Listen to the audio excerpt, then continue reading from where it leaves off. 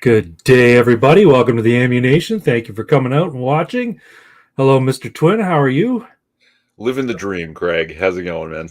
Not bad, not bad. Living the dream, eh? Tap, tap, tap, hoy, says Okami. I don't know who Okami is. Hello, Okami. Welcome to the stream. And hope you're all having a great weekend. Living the dream, you say. You know that nightmares are dreams, too. Well, I started saying that at work about a year ago Oh, with this grimace, and people eventually, someone asked me, like, you keep saying it. I don't believe you. I was like, well, just because it's a medical punk nightmare dystopia doesn't mean that I'm not living the dream. right. Exactly. Medical punk nightmare dystopia. That's a good descriptor for sure. Okami, I'm not familiar with you. Thank you for coming. I hope you enjoy tonight's stream. I shilled this live stream to a bunch of friends on some group chats that I have, and so maybe somebody's popping in to watch from there. I don't know, and if they are, you're going to hear the same sort of shit I say to you in person. Because I'm not really that different on here than I am in real life. It's just I put on more of a performance, maybe, and I don't have people shouting me down like I do in real life. You know, I don't have people challenging me. It's a what's the word? It's an echo chamber in here. It's a what do they call it? A bubble? Yeah. An information bubble here.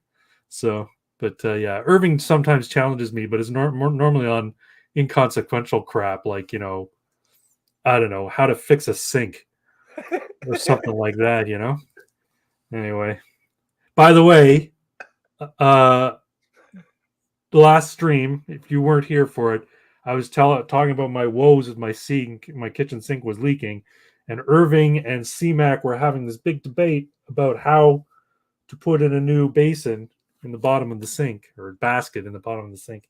Anyway, I ended up calling a plumber because I realized it was beyond my capabilities. The PVC pipe totally rotted away.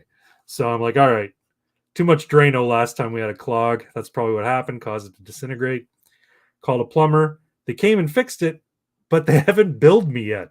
I'm like, where's my bill? I even emailed them, say, hey, can you send me the invoice so I can pay it? Nothing. Yeah. Free plumbing work. What do you know? Maybe the first visit's free, and that way you'll call them next time. Maybe. So what's new in the world with you, Mr. Twin? Any big news? Any life-changing events? For me specifically? Yeah. Nah. Well, you told me something, a new a dietary restriction that you've undergone in the last little bit, which I thought was kind of interesting. Oh, no, that wasn't even like a thing. It's not a thing that I'm doing on purpose. It just sort of happened. It just sort of happened. Yeah. Like I didn't have anything to drink for about a week. Well, that's great though. I am sure. For me, that's like, okay, there haven't been cookies in the house for a month, so I haven't had any cookies. You know what I mean? It's not that I made a conscious choice to not eat cookies. It's just they haven't been around, and I haven't bothered to order any or go out and get them. And we have Costin in the house. Greetings, wonderful, wonderful seeming and wonderful adjacent people. Thank you, Costin, for popping by. It's good to see you. Good evening. Ben Felson made the first comment, skunking Irving Twin. Normally, Irving gets the first comment, but I don't know if he's in watching. If he is, hello, Ben.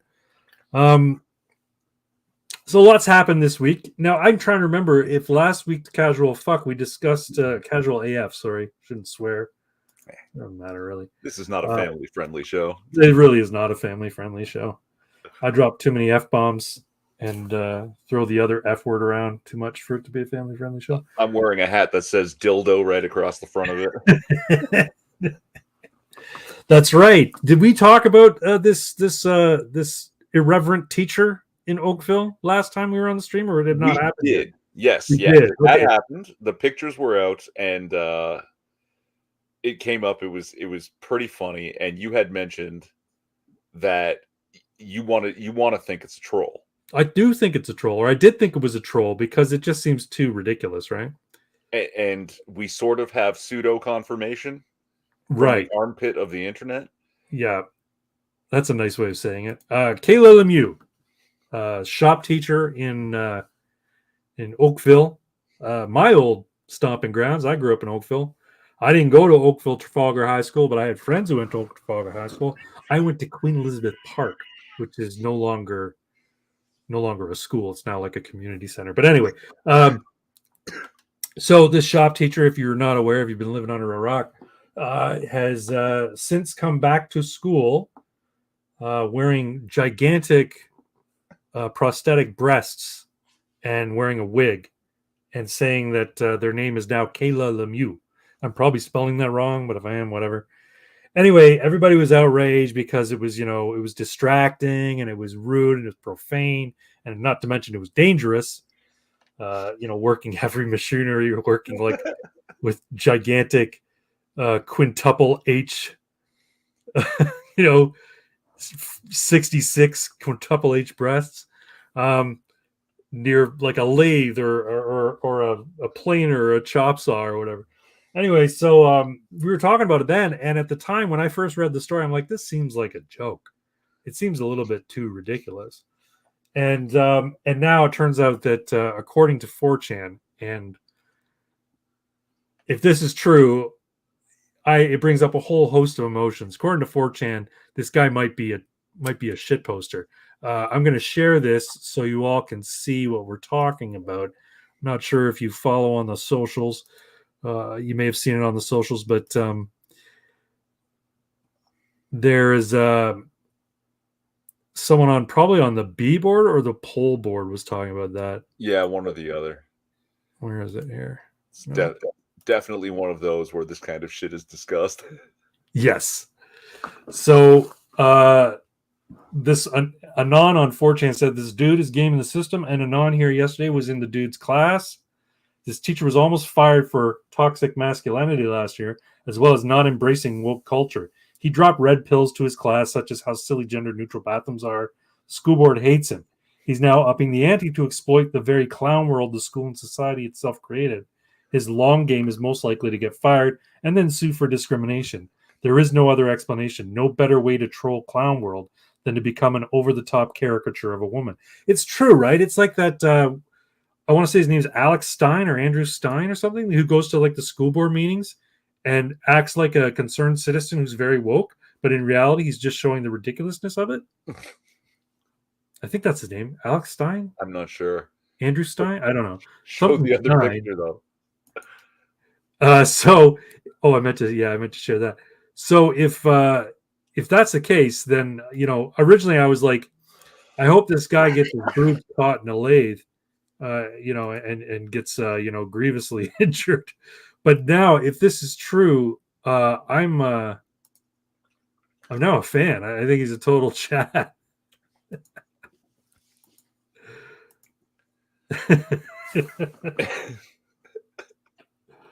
Oh Jesus! Those boobs, though. Look at those nipples. They're like fucking fried eggs. They're so big. Yeah, that's awesome, though. Yeah. There's a couple of responses. Big if true.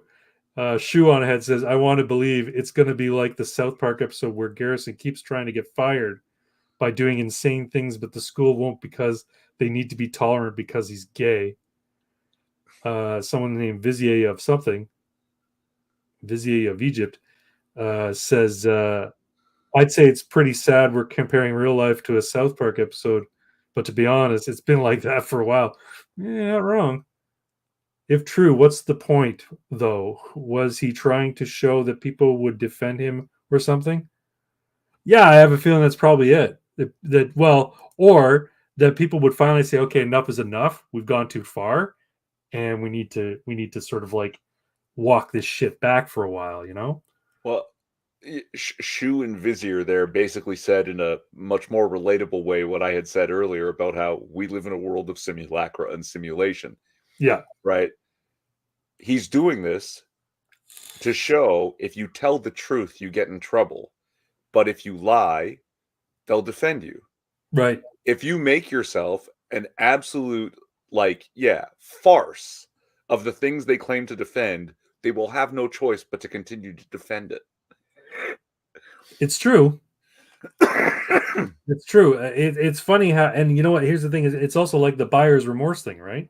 You get invested in something so hard, even if it's false, that when it's shown to be, uh, when you know the falsity of it is shown, you're like, no, I still refuse to believe it.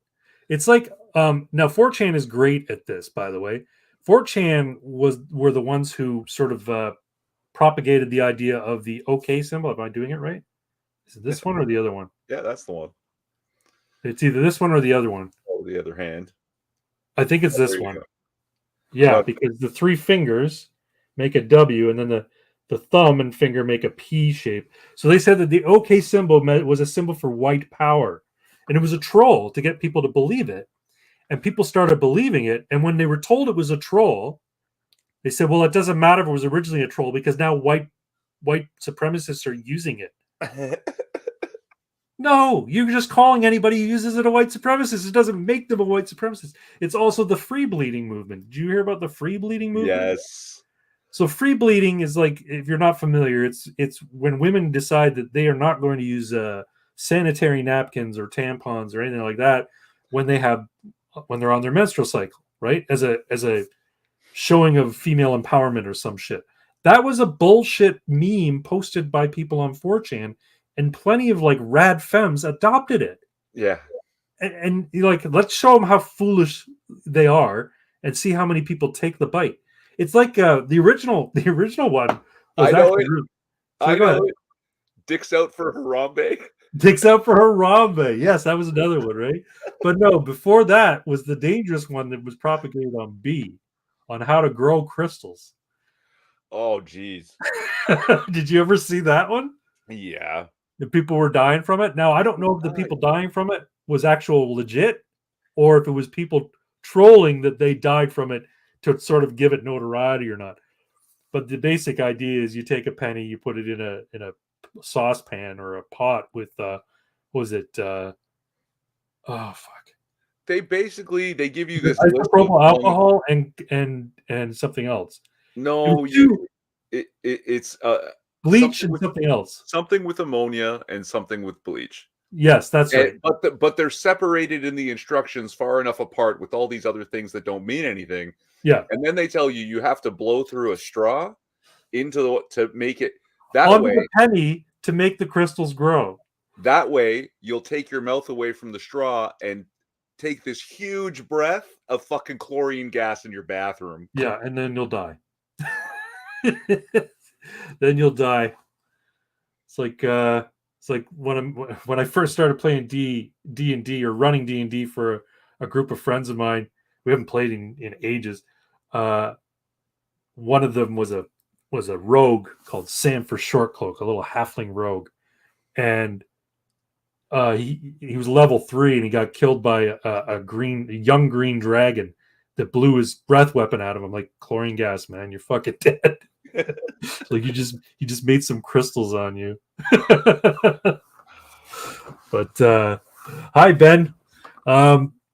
Yeah, it's funny the shit that 4chan gets up to. So if this guy is indeed a shit poster, and they're saying that he was, red pilling everybody, there's a good chance he was actually on 4chan. I have new respect for him. Part of the reason that I had respect for Donald Trump was because he was like the consummate shit poster, and because 4chan was all about Donald Trump in the early days of 2015, right?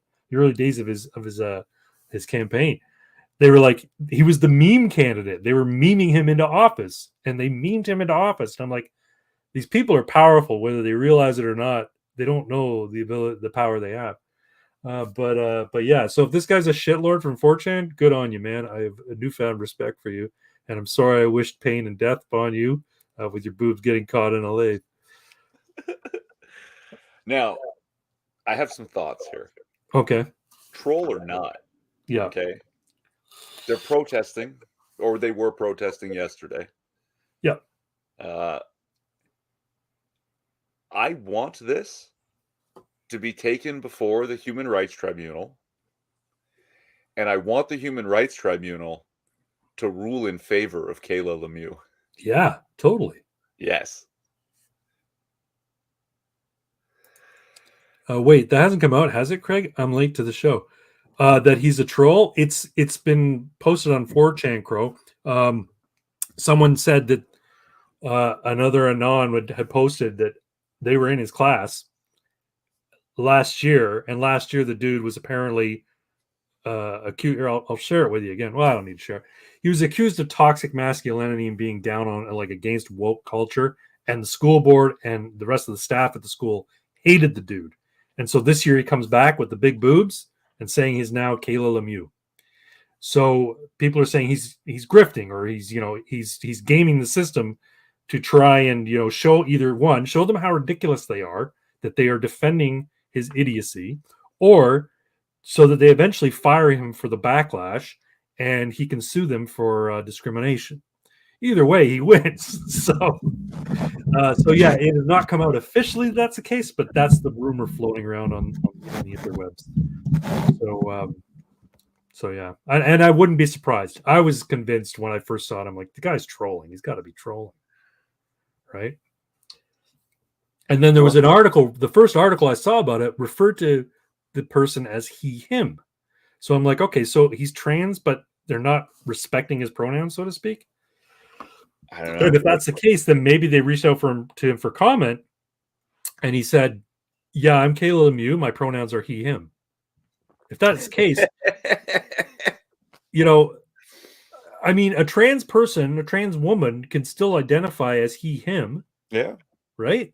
So, well, see, but there's a reason, a very distinct reason that I want the tribunal to rule in favor of Kayla Lemieux. Why? Because if they do, then we win several battles outright for absolutely nothing. Okay, you're gonna have to unpack that. How so? First off, I'm against human rights tribunals because I think they're yeah, me too. But this will be a great. This will be a great. Power. It'll just be a great way to force them into a corner where they have to do what we want. Okay. Because as it gets colder, we already know, like you got a couple ins with Ontario Health, they're going to throw the lockdowns thing on us again. They're going to throw mask mandates out again. I was talking last week or the week before about royal gender just to fuck with people. No. Hold on. I identify as unmasked gender. And not wearing a mask, exposing my face, is an essential part of my gender expression. To deny me service or to kick me out of my job is to discriminate against me based on my gender identity, which is a protected class under the Human Rights Commission. Okay. Right. We win hands down for a long fucking time. Well, I mean, I've been saying, you know what? I think I'm going to dress up with Canada Man and say I identify as Canada Man. My pronouns are Canada Man, and that's it. And I'm a superhero. I identify as a superhuman Canadian. And you better not discriminate against me based on the fact that I walk around in a mask and wear tights. Speaking of which, I don't know if you saw this. Let me see if I can find it. You've been liking my tweets up and down like all weekend. So, but I'm not sure if you saw. Here it is. I'm going to share this. Uno momento, por favor.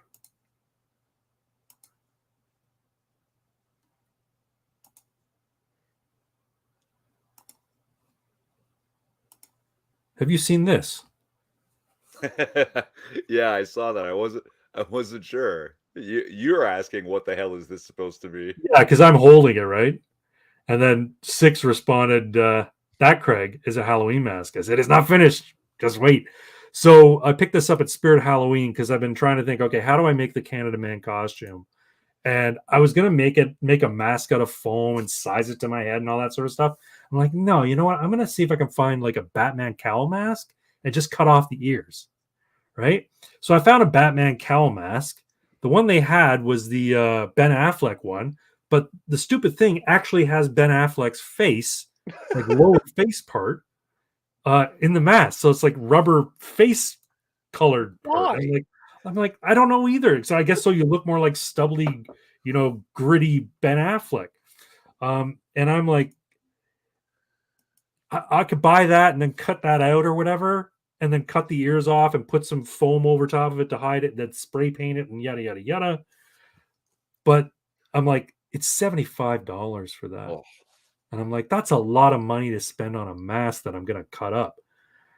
And then I was walking around Spirit of Halloween and I saw that. I'm like, that's perfect. I can either paint it, have it like a full face mask, right? And look like a Spider-Man type of superhero guy. But I'm like, no, I want him to look like, I want you to see my mouth, right? I want you to see my ugly, jagged buck teeth. No, I want you to see my mouth because I think that is iconically superhero. So I drew those little lines on it and I've already cut it out. I need to do some trimming and adjusting so it's more symmetrical. And then I have to paint it. And I found, well, you'll see it. You'll see it on the spooky stream on October 29th. I hope you all can make it. So a couple of days before Halloween, we're going to do an Ammunation live stream, Ammunation spooky stream.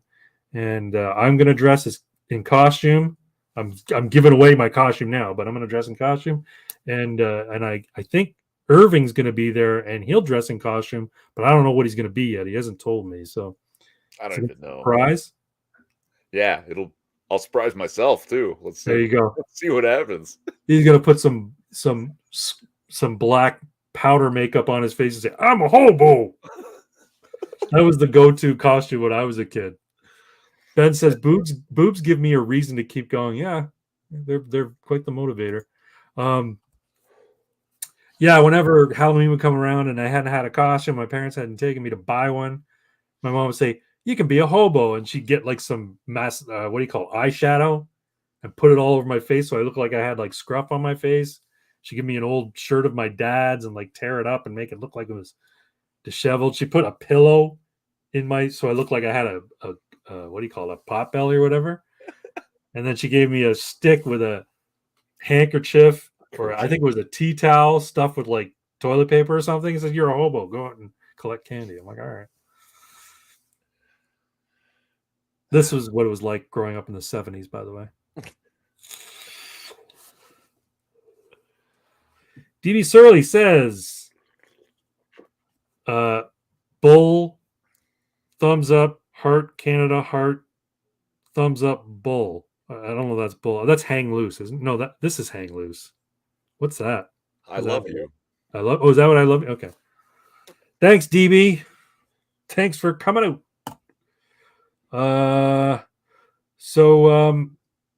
So yeah, Kayla Lemieux, Freaker Chad. I hope I hope he's a Chad, and I hope it comes out and it makes everybody look like fools.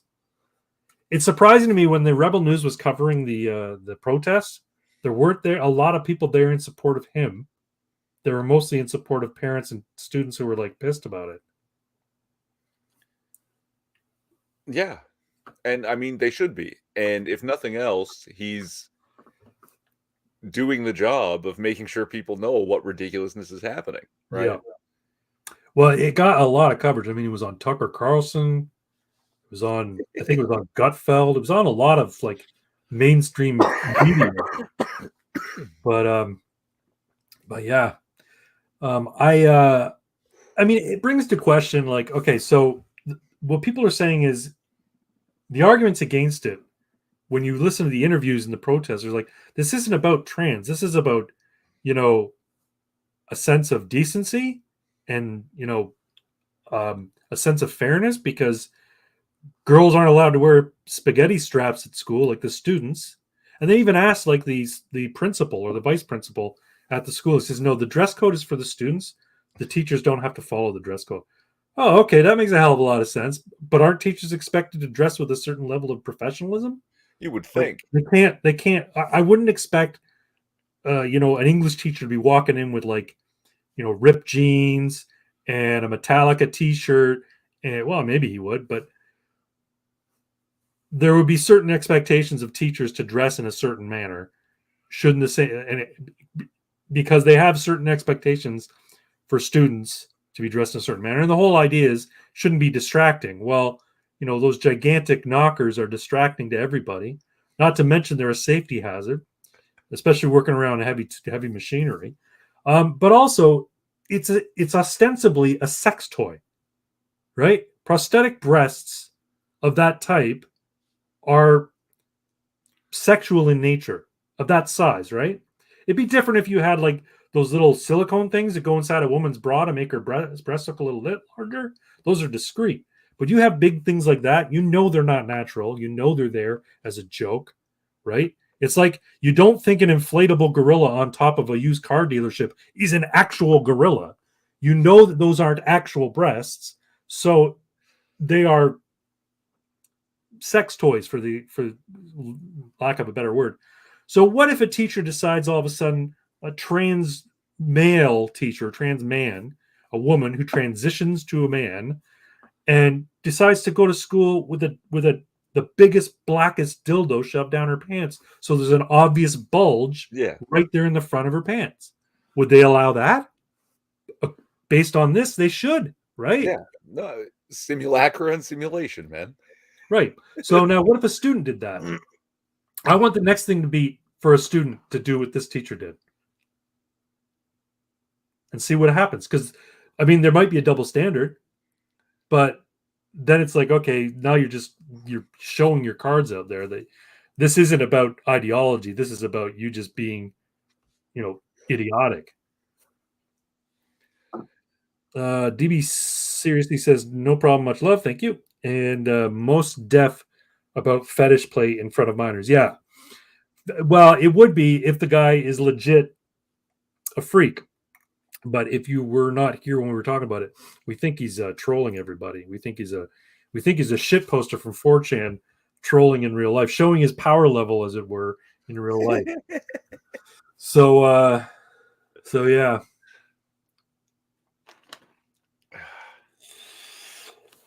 You don't think he's a Chad, says Ben. Well, Chad being like a joke term for him. I think he's being a shit poster. I don't think he's legit trans. That's just me. Yeah, but it seems... I could be wrong. 4chan might be wrong, but they're so often right. That's the bad thing, right? They're so often right. And DB Series is looking for a lawsuit. Yeah, he could be waiting to get fired and then sued, and then sue them, right? Epic 4chan troll then. Yes, exactly. And they're the best at it, I haven't been to 4chan in ages. I just, I think I'm too old. I go there and I don't get the jokes anymore. Like, I'm still fucking joking about dick butt. Like, laughing about dick butt and Millhouse is not a meme. It only takes a day or two to update yourself on the lingo. It's true, but I just don't know if I could be bothered. It's not hard. It'll all come back to you. Bro, they really are. I mean, I really thought it was quite irreverent and quite funny when they were trolling Scientology by ordering like 100 pizzas to the Toronto office and protesting outside with Guy Fawkes masks and alien masks and big signs that say ALMAO. I'm like, these guys are hilarious. And at the time, this was sort of early days of internet, viral internet things, right? So on 4chan, which is a decentralized network of users who are completely anonymous, they decided to have essentially a flash mob protest in front of the Toronto Scientology offices. And it ended up going like international. On the same day of that year, there were a bunch of shit poster, beatards out in front of Scientology all over the world. And I'm like, this is amazing. Like, the capacity of this technology is so amazing.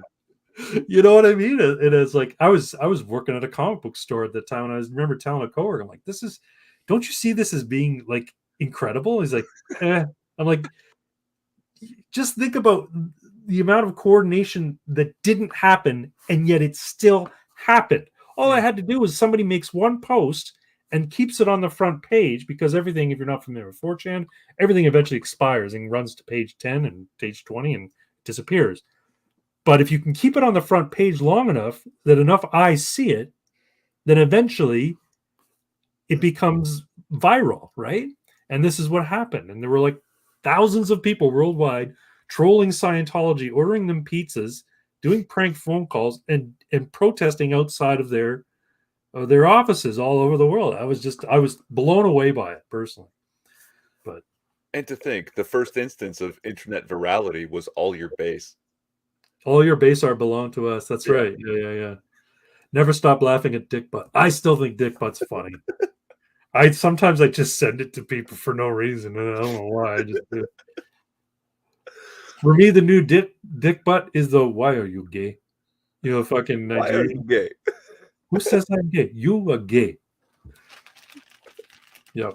And the thing is, you don't even need to send like the clip with the text. You just need to send a still image of the woman dressed as a man at the news desk and the news anchor looking at her, and people know exactly what it is. Oh man, why are you gay? Who says I'm gay? You are gay. It is funny. It is funny. Meme magic is real too. It got Donald Trump elected. So anyway, I didn't make a lot of topics to talk about today, and I wasn't planning on playing a game tonight. But before we go too far, I just want to do a big shout out to the next 6 minutes, Papa. If you follow him on social media, you know his Papa's not doing well. He's kind of sick. So apparently he's doing better, according to Irving. He's been in touch with Six, and apparently his dad's he's not out of the woods yet, but he's doing better, or he's stable at the very least. So Yeah, very good news. Hopes and prayers for Papa Six. And Six, you're not here tonight. If you are, I wish you all the best, and I wish your dad all the best and for a speedy recovery and all that. Kek, yes, Kek, yes, which is was that Korean for LOL, or Japanese for LOL, or Chinese for LOL? No, it's orc. Was it orc? Yeah, it's from Warcraft. If you're an orc and you type LOL, it comes up Kek. Oh, is that what it is? Yeah. Okay. So top Kek.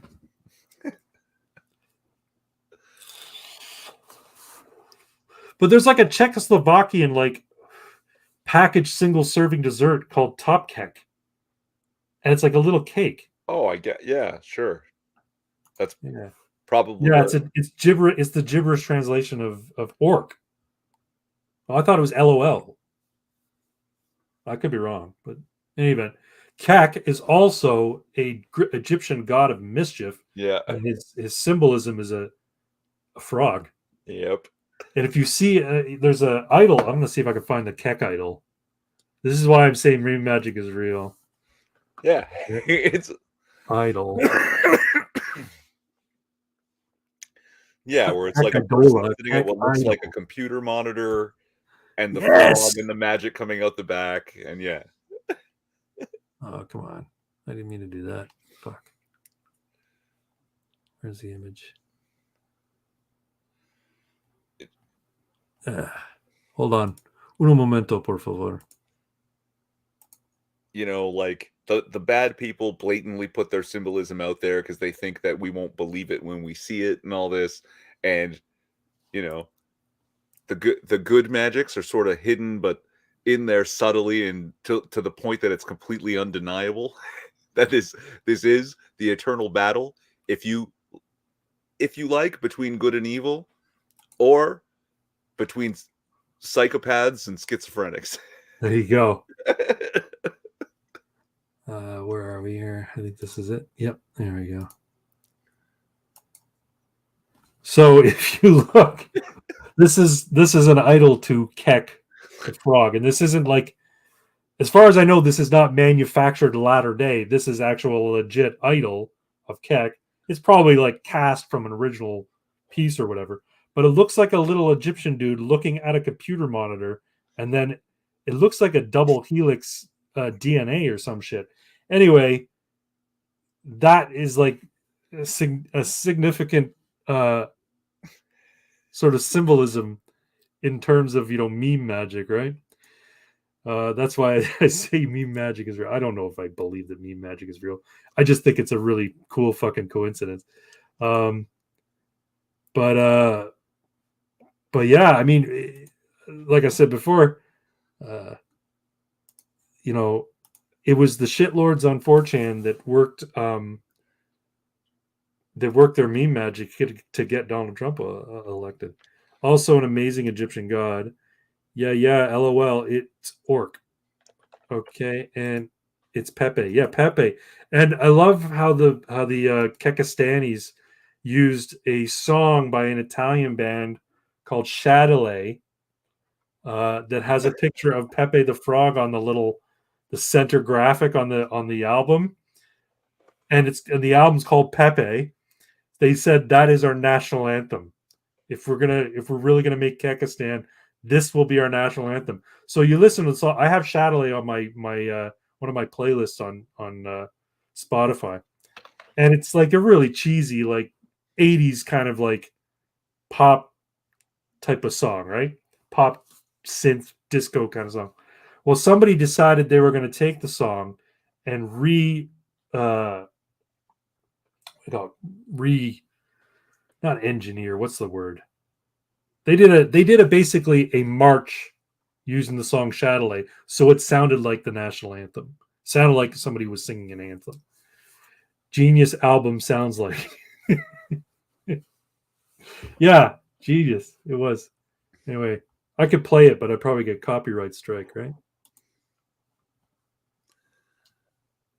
Possible. You seem distracted there. Yeah, I was looking for something. I can't find it. I don't seem to have it on my hard drive, and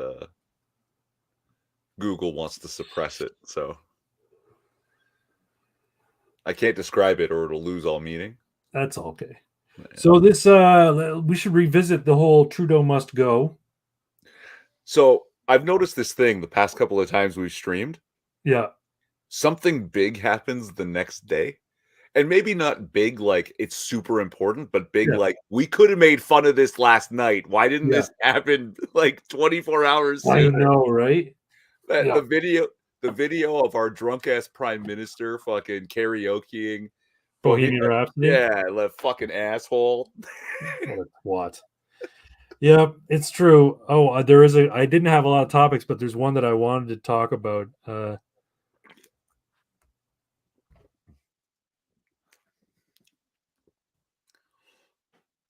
Give me a moment here, so while I make the banner, because I'm all about the production value of this stream. It's got to look legit, you know. It's got to look legit, right? Hey, we have real jobs and lives. We don't have time to prep. No, and produce a show. Are you out of your minds? No, we meet before about 30 minutes before, and I say, what should we talk about today? And then I make banners to throw up, and I just made this one up. Pedo Hitler. So of course this was trending shortly after Biden's speech in front of the White House, I think it was, with the red lighting. People were calling him Hitler, and it had just recently come out that he took showers with his teenage daughter. That was released from her diary. So people started calling him Pedo Hitler. Well, have you heard the most recent thing that happened? We go way back. She was 12 and I was yes. Oh my God, folks! If you haven't seen this, I'm going to find it. 1 second here. I think it's in my profile because I know I responded. I did a reply tweet. I think it was Jesus fucking Christ, or Jesus H Christ is what I said. See if I can find it here.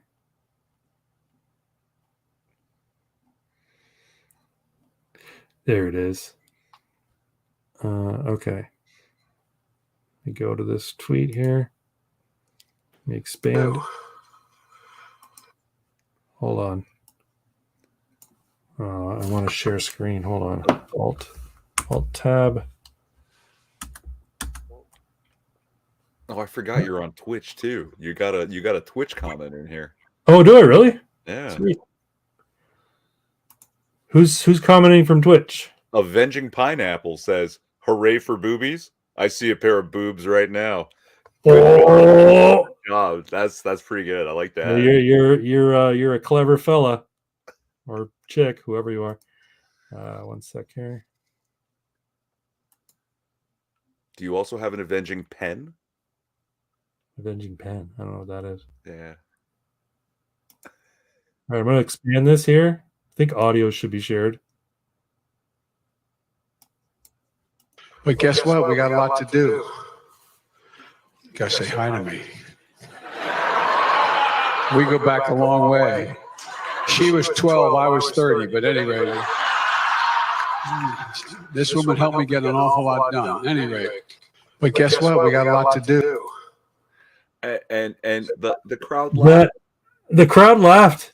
I mean, they probably laughed because they realized it was inappropriate and it was nervous laughter, but still, with everything that's gone around this guy and his family and his son, you'd think there would be a few more people aghast.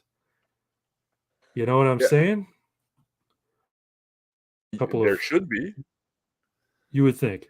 But, I mean, between our leader and the U.S.'s leader, it's like it's an entire shit show. And we're at that stage now where we're definitely in the weak men creating hard times in the cycle. Avenging Pineapple says, hooray for boobies. I see a pair of boobs right now. Avenging Pineapple, I don't know who you are, but thank you for coming to the stream, and I hope you enjoy it. And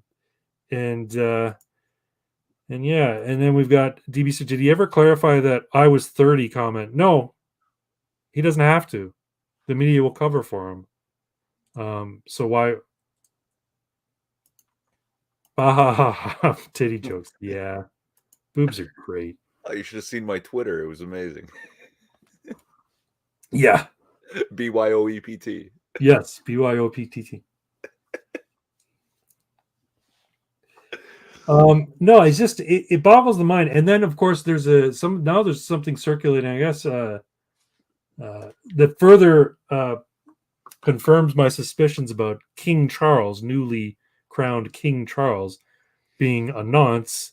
There's a picture that Kevin Spacey posted a few years back of how standing here, they're shaking hands with then Prince Charles and how he was knighted by the prince. And I'm like, okay, birds of a feather, baby. So, yeah. And you you also posted Jimmy Savile was also yes, knighted? Yes, exactly. Jimmy Savile was knighted as well. So what does that fucking tell you? Yeah, I'm more convinced now than ever that King Charles was probably just a more discreet nonce than his brother, and that's why he got away with it, because he's closer to the crown, right? So he's more protected. Also, wouldn't it be funny if King Charles was actually into buggering little boys?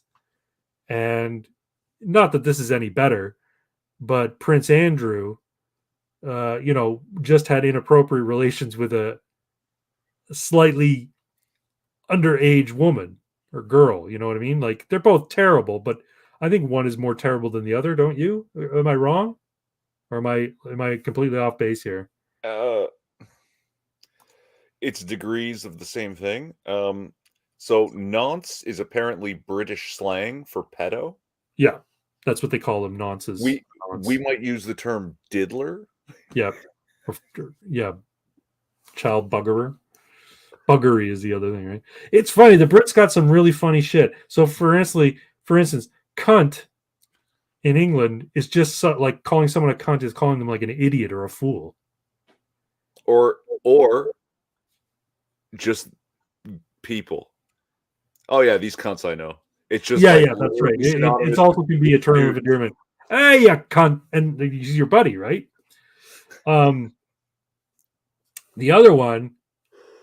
Okay, so she was 18. No, I think she might have been like 16. Hooray was under 18. I think she was 17 or 16 at the time.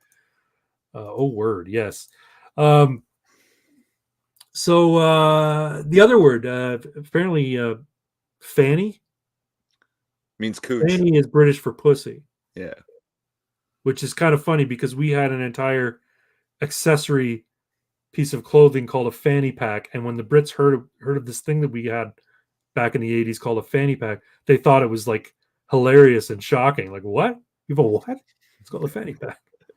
A what? Which fanny to us is like your butt, right? Oh yeah. Anyway. To them it sounded like vag bag. Yeah. The vag bag. Crotch purse or something, you know what I mean? Like, anyway. I'm disturbed by the amount of idiocy going on right now, and I think we're close to the complete collapse. I'll be honest. The Dow dropped 4,000 points yesterday. Yeah, it's the lowest. It's the lowest it's been in like 30 years or something like that as of yesterday. Yeah.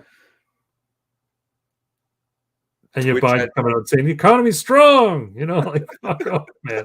That's everybody's 401ks, which is like our RRSPs, right? Like I have RRSPs that are in mutual funds. So yeah, I'm speaking to my financial planner this week, I think Monday or Tuesday, and I'm gonna say, you know what? My mutual funds that I have there, however many tens of thousands of dollars or hundreds of thousands of dollars I have in there, take it out on buying some precious metals, please. I want you to put it in a precious metal riff or a precious metal product of some sort, vehicle, because I don't have trust in the market right now. And I know precious metals, they fluctuate, but as far as I know, they're not making any more gold. So, let me put it in something a little bit more stable. But yeah. Yeah. Great. I follow a airsoft YouTuber called Kicking Mustang on Twitter, and I think he's an economist or he's in economics of some sort because he's constantly posting on Twitter about Britain's economy, and he's just talking about what happened in Great Britain. There was like a huge drop in the value of the pound sterling, and he's like, "This is insane! Like we're all going to eat our lunch, kind of thing." Your mom fluctuates. My mom is dead, Pox. Thanks, pal. She just died this year, too. Appreciate that. He's full of, oh, fuck, I feel so bad. No, I don't. It's okay. My mom is dead. She did die just this year, but I'm not offended by that. Your mom jokes are like a treasure, and we should tell them at all opportunities. And people who get offended by your mom jokes, I don't know, you get a sense of humor. My mom fluctuates. What? Okay. With mine, they can fluctuate together. Yeah, they're fluctuating in the ether. Yeah.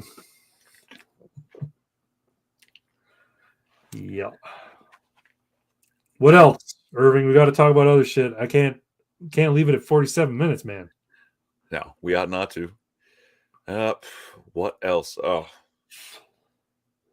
I mean, that Russian Twitch streamer, they finally had to kick him off for making fun of basically all the Western world by just turning on his gas stove and burning 24/7, just all four burners just full with a little temperature gauge on the counter nearby showing that his apartment is roughly 40 degrees Celsius.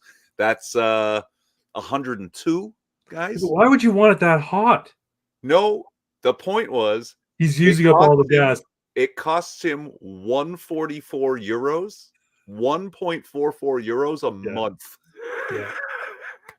Yeah, when you look at the bills, you look at these bills that are coming out of England right now. Like your last hydroelectric or whatever electric bill was 148 pounds, right? For a 1 month or 2 month period. Your estimated next gas or electricity bill, it's like 1,200 pounds. It's going to be like in the thousands of dollars. And they're like, what the fuck? What do you guys think about Sid takes about Trudeau singing in UK? Who's Sid? Yeah. Oh, there was a guy on the House floor who basically, I don't know if you saw it or not.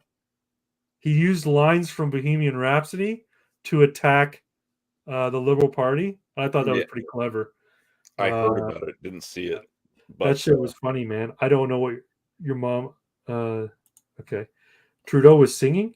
What? Come on, Pox. You know about this. He was singing the night. You might not know. The night before the Queen's funeral, he was caught in a hotel lobby piano bar thing with somebody else, like another Canadian celebrity, I believe, singing Bohemian Rhapsody off key, of course. in his sibilant voice, and basically having a good old time when the entire fucking country is kind of in mourning. Not the entire country, but most people in the UK were in a bit of a somber mood because she had just died and the funeral was the next day. Right? Anyway, and of course the media tried to spin it like saying, "Oh, it was a tribute to the Queen." I'm like, no,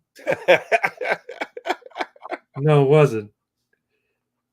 It's like when Elton John sang "Candle in the Wind" when Diana died. No, no, it's Really? Did he just get drunk and let rip the night before the funeral? Yeah, Is that what exactly, Elton right? John did? Yeah, my God. Yeah, he is an embarrassment. And I don't know if you've seen this. This was on Twitter as well. Somebody put up, designed a postcard with Trudeau must resign or something like that, or please resign Trudeau or whatever on the face of it, and on the back you can write whatever you want, and then you send it to his office in Ottawa. And the thing is that they want everybody to download it, print it off, and send it to him. So there's physical mail telling him to resign.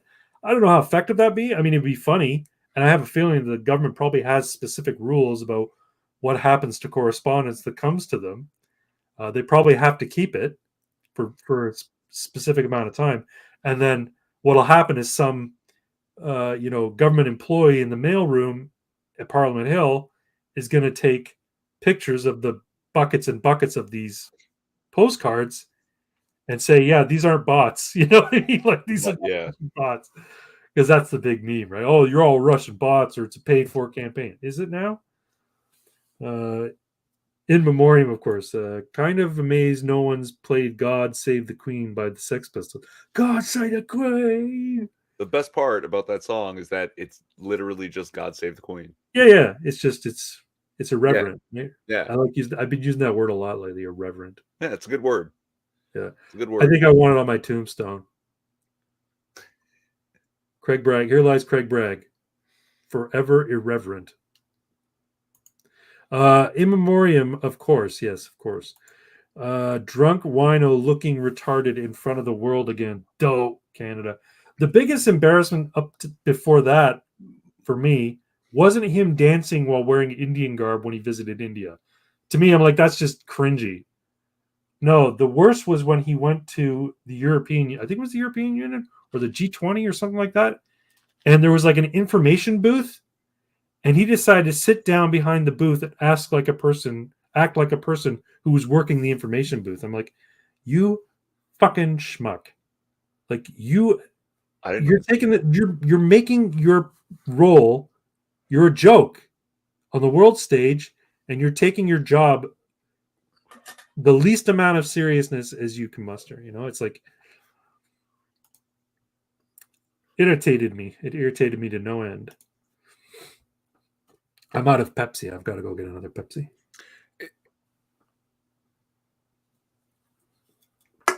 Can I leave this live stream in your capable hands?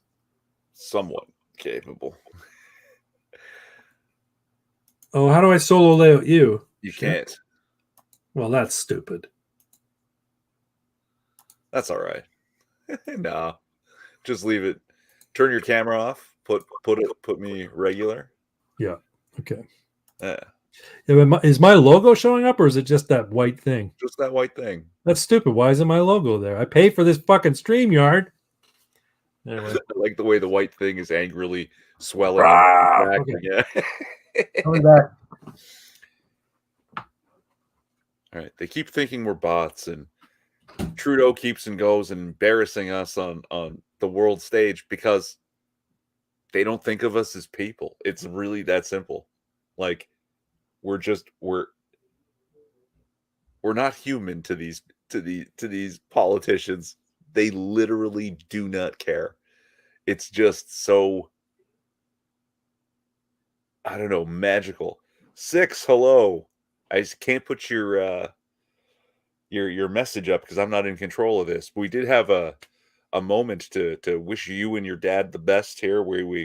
I hope you don't mind. I spread the bit of better news that we got today as opposed to yesterday. So good to see you here.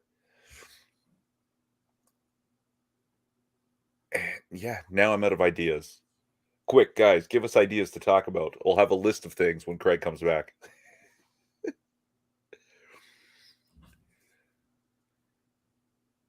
Because this fucking...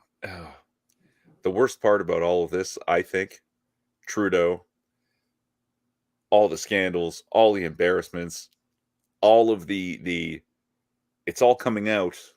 The information about, the V thing that we're not allowed to talk about, otherwise we'll get some sort of warning on the stream. I think he's going to get reelected again. Like, I think people in Canada are that dumb. Talk about boobies again. We'll circle back to it. For sure. We'll get there.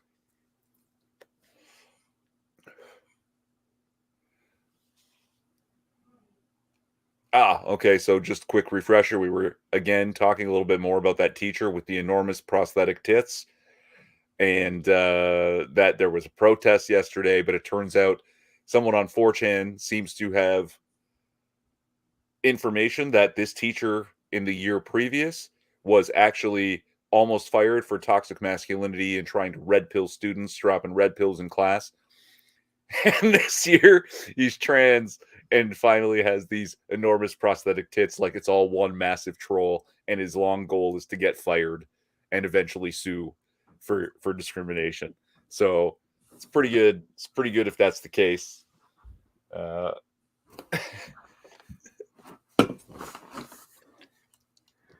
Oh, thank God.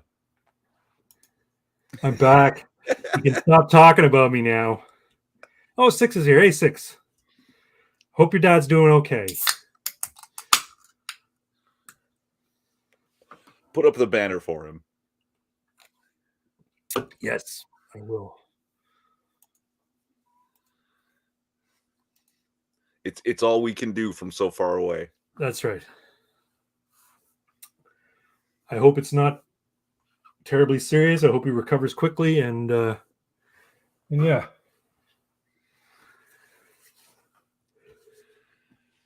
And I refreshed them. They missed the boobies part, so I just caught them up real quick. I missed the boobies too. Talk about boobies again. I missed it. Like, I like boobies. Boobies are pretty good. The name of tonight's stream, Hooray for Boobies, is an album by Bloodhound Gang. It's actually a pretty good album too.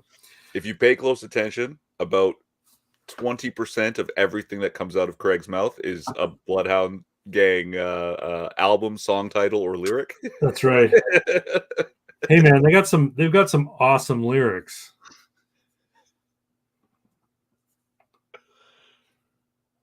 Like the lost catacombs of Egypt, only God knows where we stuck it. My sister texted me.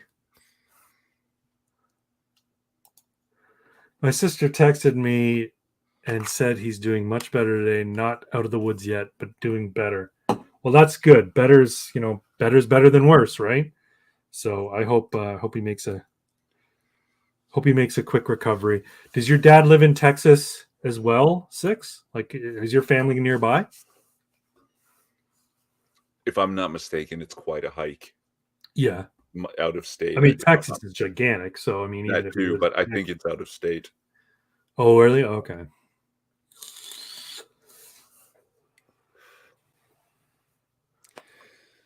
Well, I don't want to be on a.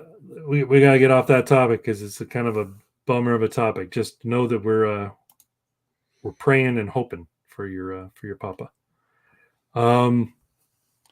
Louisiana, he says. Louisiana, okay. So Tropical Storm Fiona, I thought was hitting that area, but I guess it hit the east coast of Canada. Yeah, pretty hard too. Well, it happens quite a bit. Yeah, right. Like it's not a uncommon thing. No, yeah, but yeah, no. I was just watching some Weather Channel footage. This is what happens when you get my age. You start watching Weather Channel. you gotta know what to talk about the next day, right? So can't talk politics, not at work anyway.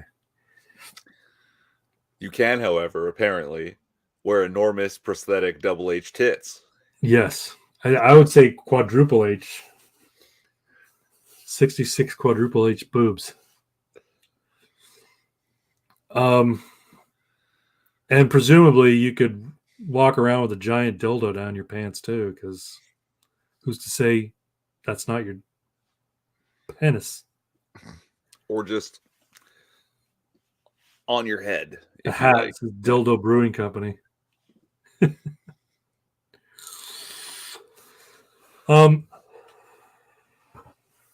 were some other things that caught my eye this week on the Twitters. And Six just shilled the stream. Thanks, Six. Appreciate that. And I'm trying to find. Let me see if I have any retweets that I should look up.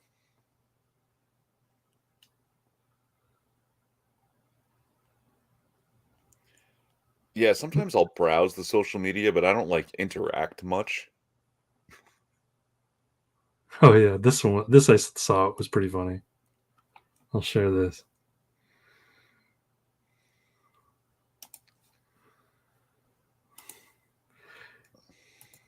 And the sad thing is that the left can't come up with anything nearly as good as this. And this thing is so simple.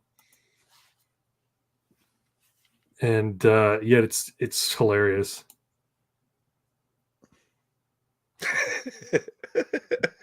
Like, I stand with Trudeau. That's funny. Let's see what the comments are.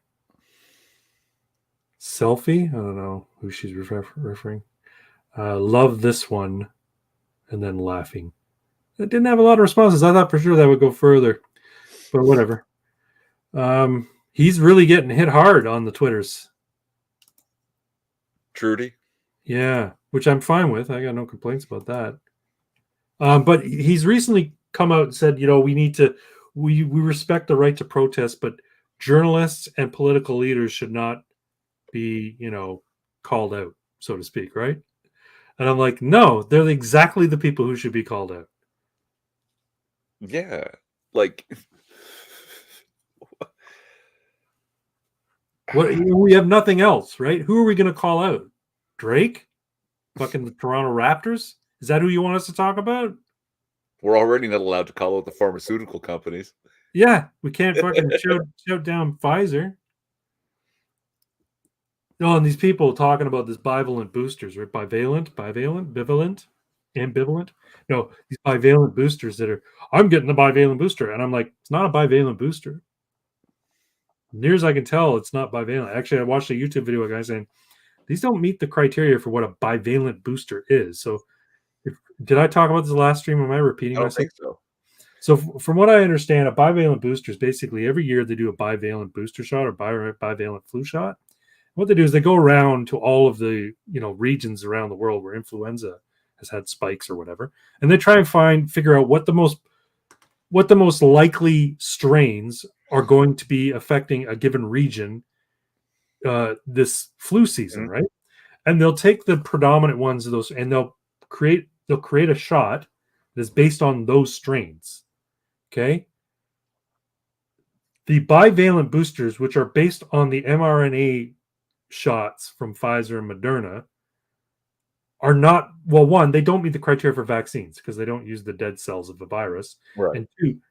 And two, they're not taking a bunch of different strains to come up with these booster shots.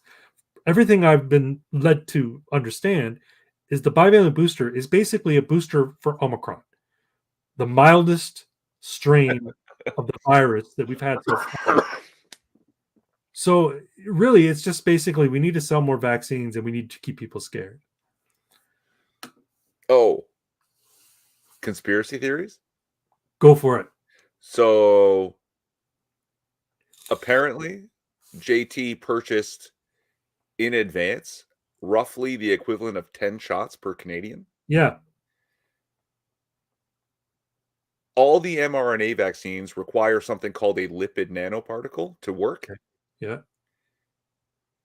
Justin Trudeau owns a huge share of the company that invented and produces the nanolipid particle. Wow. Hashtag imagine my shock. Hmm. The best conspiracy I've heard, JFK was not assassinated. His head just did that. His head just did that. His head just went, ugh. And, Yep. and that thing that fell off the back was a toupee, right? No, it just opened up. It just It just- popped from the inside. It's like the worst aneurysm anyone's ever seen. Wow. Explosive aneurysms. Can you imagine? Wow. I've been diving down the conspiracy theory, supernatural rabbit hole of late too. I just like it. Like I don't believe most of the stuff. I find it interesting, right? So there's this channel called the Y Files, kind of like the X Files, but it's WYH or WHY Files, and it discusses things that are of a conspiratorial nature or supernatural nature, but then it breaks it down and says, here's the actual explanation when we look a little bit deeper. But the most recent one I watched was about the guy, I forget his name. I just watched it today too. Memory of a Goldfish. So there was a guy who noticed some strange radio signals and lights in the sky near an Air Force base, and he thought originally they were test craft.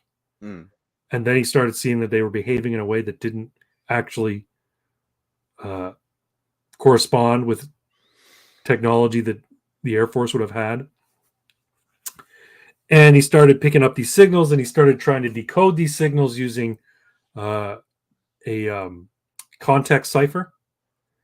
And using the context cipher, he was able to, come up with some statements and phrases that didn't make a whole lot of sense. But anyway, he brought this stuff to the Air Force, and they basically said, okay, thank you for bringing this to us. We're going to work with you to help. When you get more of this signal stuff, then, bring it to us, and we're keeping a file on it. We want your help in doing this sort of stuff. They gaslit him, basically. And this guy, went crazy, thinking that the aliens were, not only the aliens were spying on him, but the government was spying on him. And then it turns out the government was spying on him. They were bugging his home. They were inserting signals, and it was all basically a big gaslighting program by Air Force intelligence and U.S. intelligence agencies regarding UFOs, right? Trying to basically make the UFO community swallow a bunch of horse shit. Now, the guy who was in charge of this came out and said, yes, I was in charge of gaslighting this researcher and gaslighting the UFO community. But the fact of the matter is, he's since retired, and he ended up becoming like a New Mexico state trooper or something. He left. He basically was asked to leave the Air Force because he went outside of his mandate. And he's since come out and said, the fact of the matter is, even though we were telling you, a bunch of false crap, about 90% of what we were telling you is actually true. So all this shit is coming out that, the BS stories that were fed to the UFO community by agents in the government to make them believe stuff that wasn't true. Most of it was actually kind of true, but they had to stretch it so that they wouldn't, cotton on to the real truth.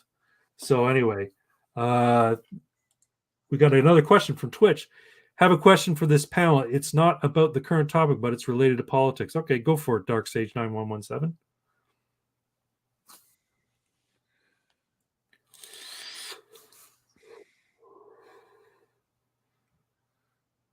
I'm waiting. 20 seconds. I got baited, but I'm wondering if it's going to be like a troll question, like, Yeah. are you getting Trump tards, something like that, right? But yeah, if you have a question, please feel free to ask. What do you think about UFOs, Irving? You think that there's aliens out there? Do you think aliens have visited Earth?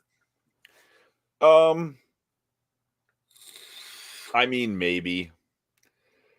Like, there absolutely has to be other life on other planets, whether or not any of it got like. So there's the what is it like law of large numbers that basically there's so many stars with so many planets that Right. there's gonna be other life, but I also think they call it the Drake equation. maybe, Yeah, I but think it's they're all so far apart from each other right. and so unlikely to ever survive the what's necessary to make it to a technological point where you could travel through space Right. that we'll never find it, right? Yeah, well that's the thing, right? Like that's what people say, well, yeah, okay, there might be other intelligent races out there on other planets that have advanced technology even more advanced than ours, but because of the vast distances, we will probably never meet them. I'll get to your question just a second, Dark Sage. Fermi paradox? Yeah, the Fermi paradox said, well, where are they? That was basically, given that there are all these things, why haven't we seen them? And the answer is vastness of space, right? Maybe it is the Fermi paradox. I could be wrong. Pox says aliens are demons. Yeah, I've heard that theory as well. Or demons are aliens, maybe. Who knows? Wasn't it the Fermi paradox? I remember when that plane went down or the plane went missing, and people were, Yeah. Don Lemon made the stupid comment on CNN, could it have been swallowed up by a black hole? And people was like, well, but where is it? Everybody imagined that it was Lost, right? Like the TV show Lost had happened, like real life Lost. Right. Nobody knows where this plane is. I'm like, well, I know where it is. Well, where is it then? It's in the fucking ocean. Well, why haven't they found any wreckage? I'm like, do you know how big the fucking ocean is? So It's they don't know where exactly it landed, and Yeah. the ocean is gigantic. It's gigantic. If you don't find the crash site in a couple of hours, it's gone forever. Yeah, especially over water, right? So yeah. And like we know more about our solar system than we Yeah. know about the depths of our oceans. That's how vast and deep and difficult it is to get down there. Like we can just look up and see things in space. Depth of the ocean? No. It's far more difficult. Well, sure, it's more dense, right, than space. Yeah. All right. Dark Sage 9117 says, I am an independent serving on my town council, and next week I will have the pleasure of debating my son and daughter for my seat on the council. Wow. I, as a father, am proud of my children for wanting to get involved, but I also do not want this to turn into a slander contest or become something that would destroy all of us. How should all of us go into this debate? Any advice would be appreciated. Wow. Thank you for that question. That's quite the conundrum.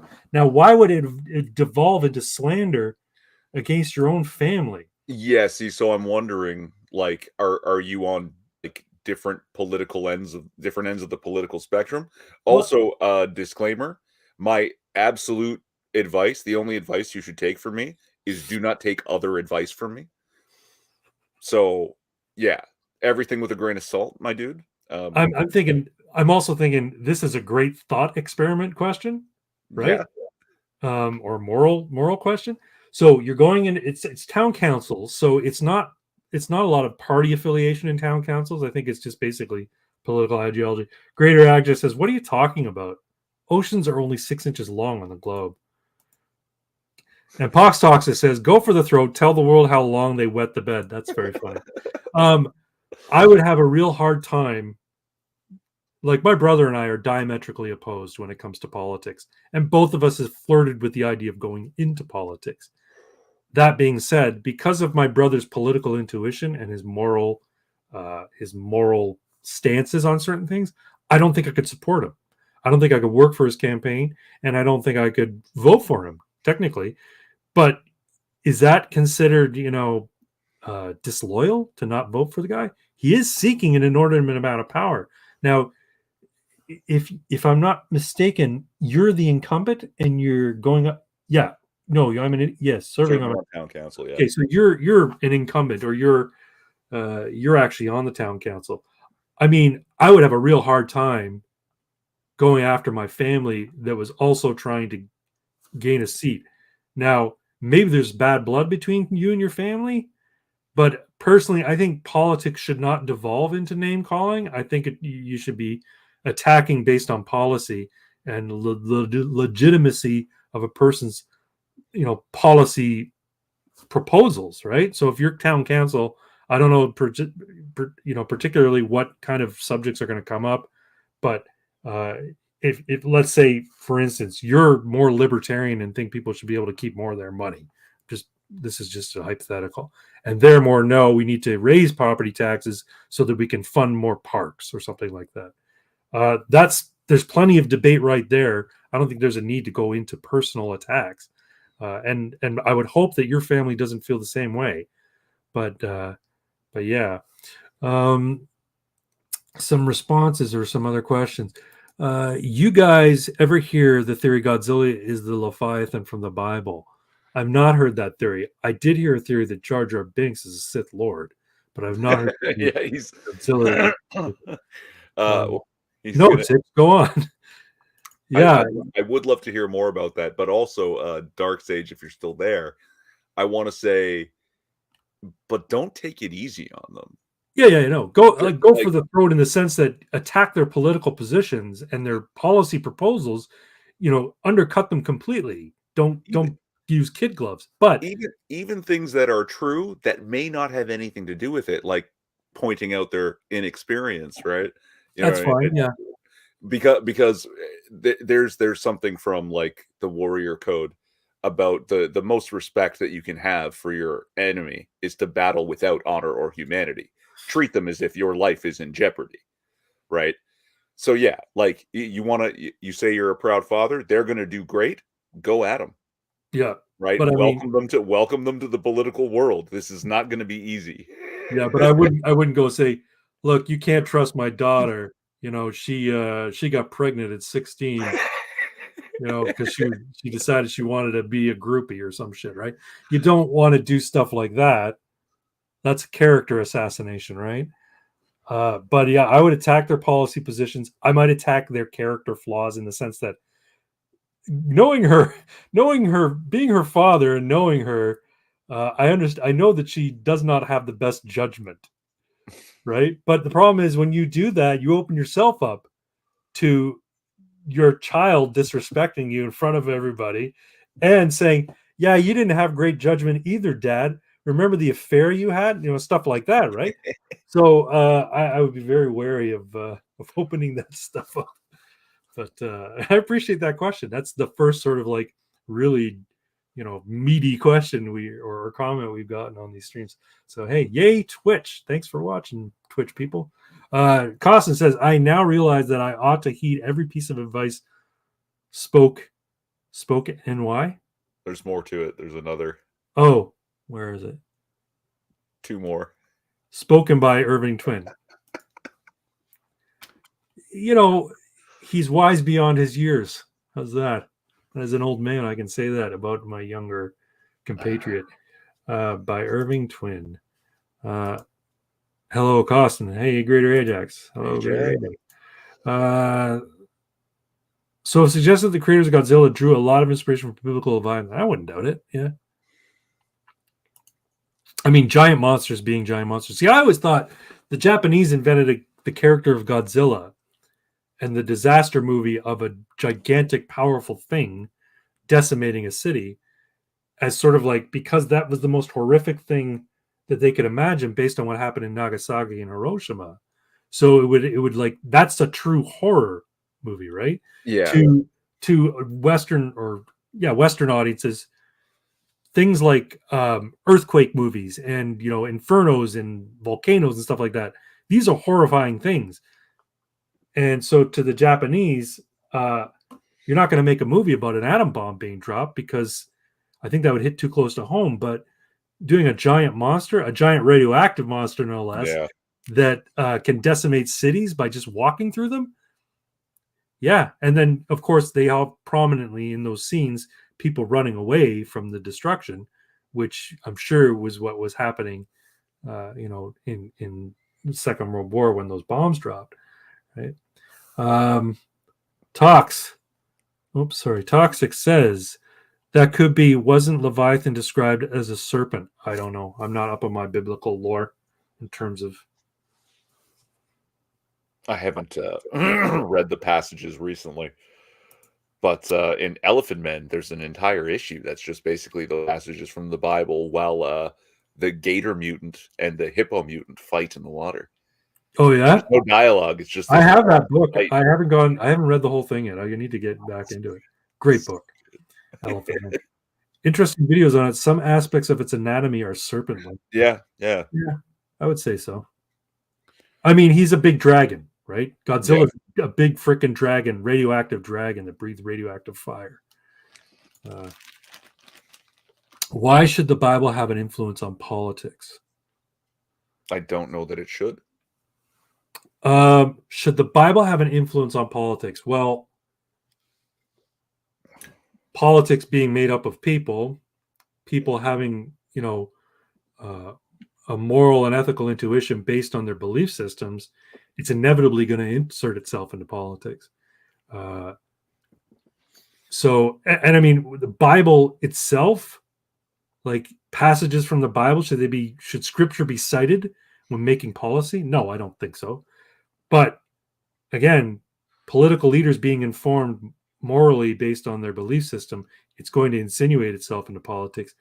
And you can't get around the fact that Western civilization, in terms of like UK, Canada, US, these are the nations of the cross. Our tradition is Christianity.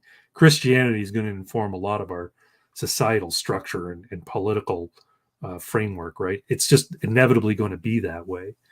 So, but the Bible specifically, passages informing political discourse, passages informing or a political policy, no, I don't think that's necessarily wise.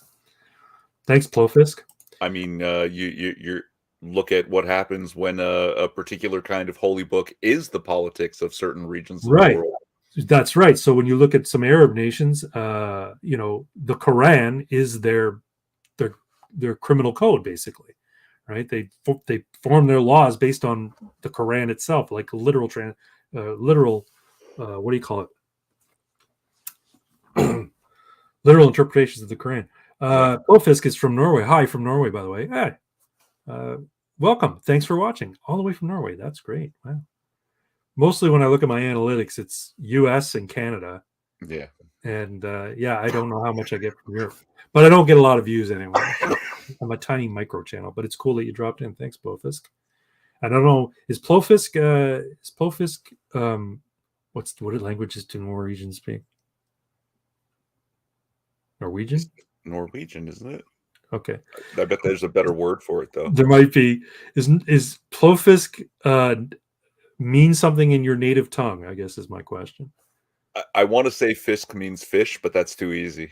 Plos from pot, limit Omaha poker, and fisk is fish. Oh. Pot limit Omaha poker. Okay. They speak all retarded in Norway, says Pot Toxic. No, they speak all retarded in Finland. In Finland? Yeah. Yeah. I didn't know that.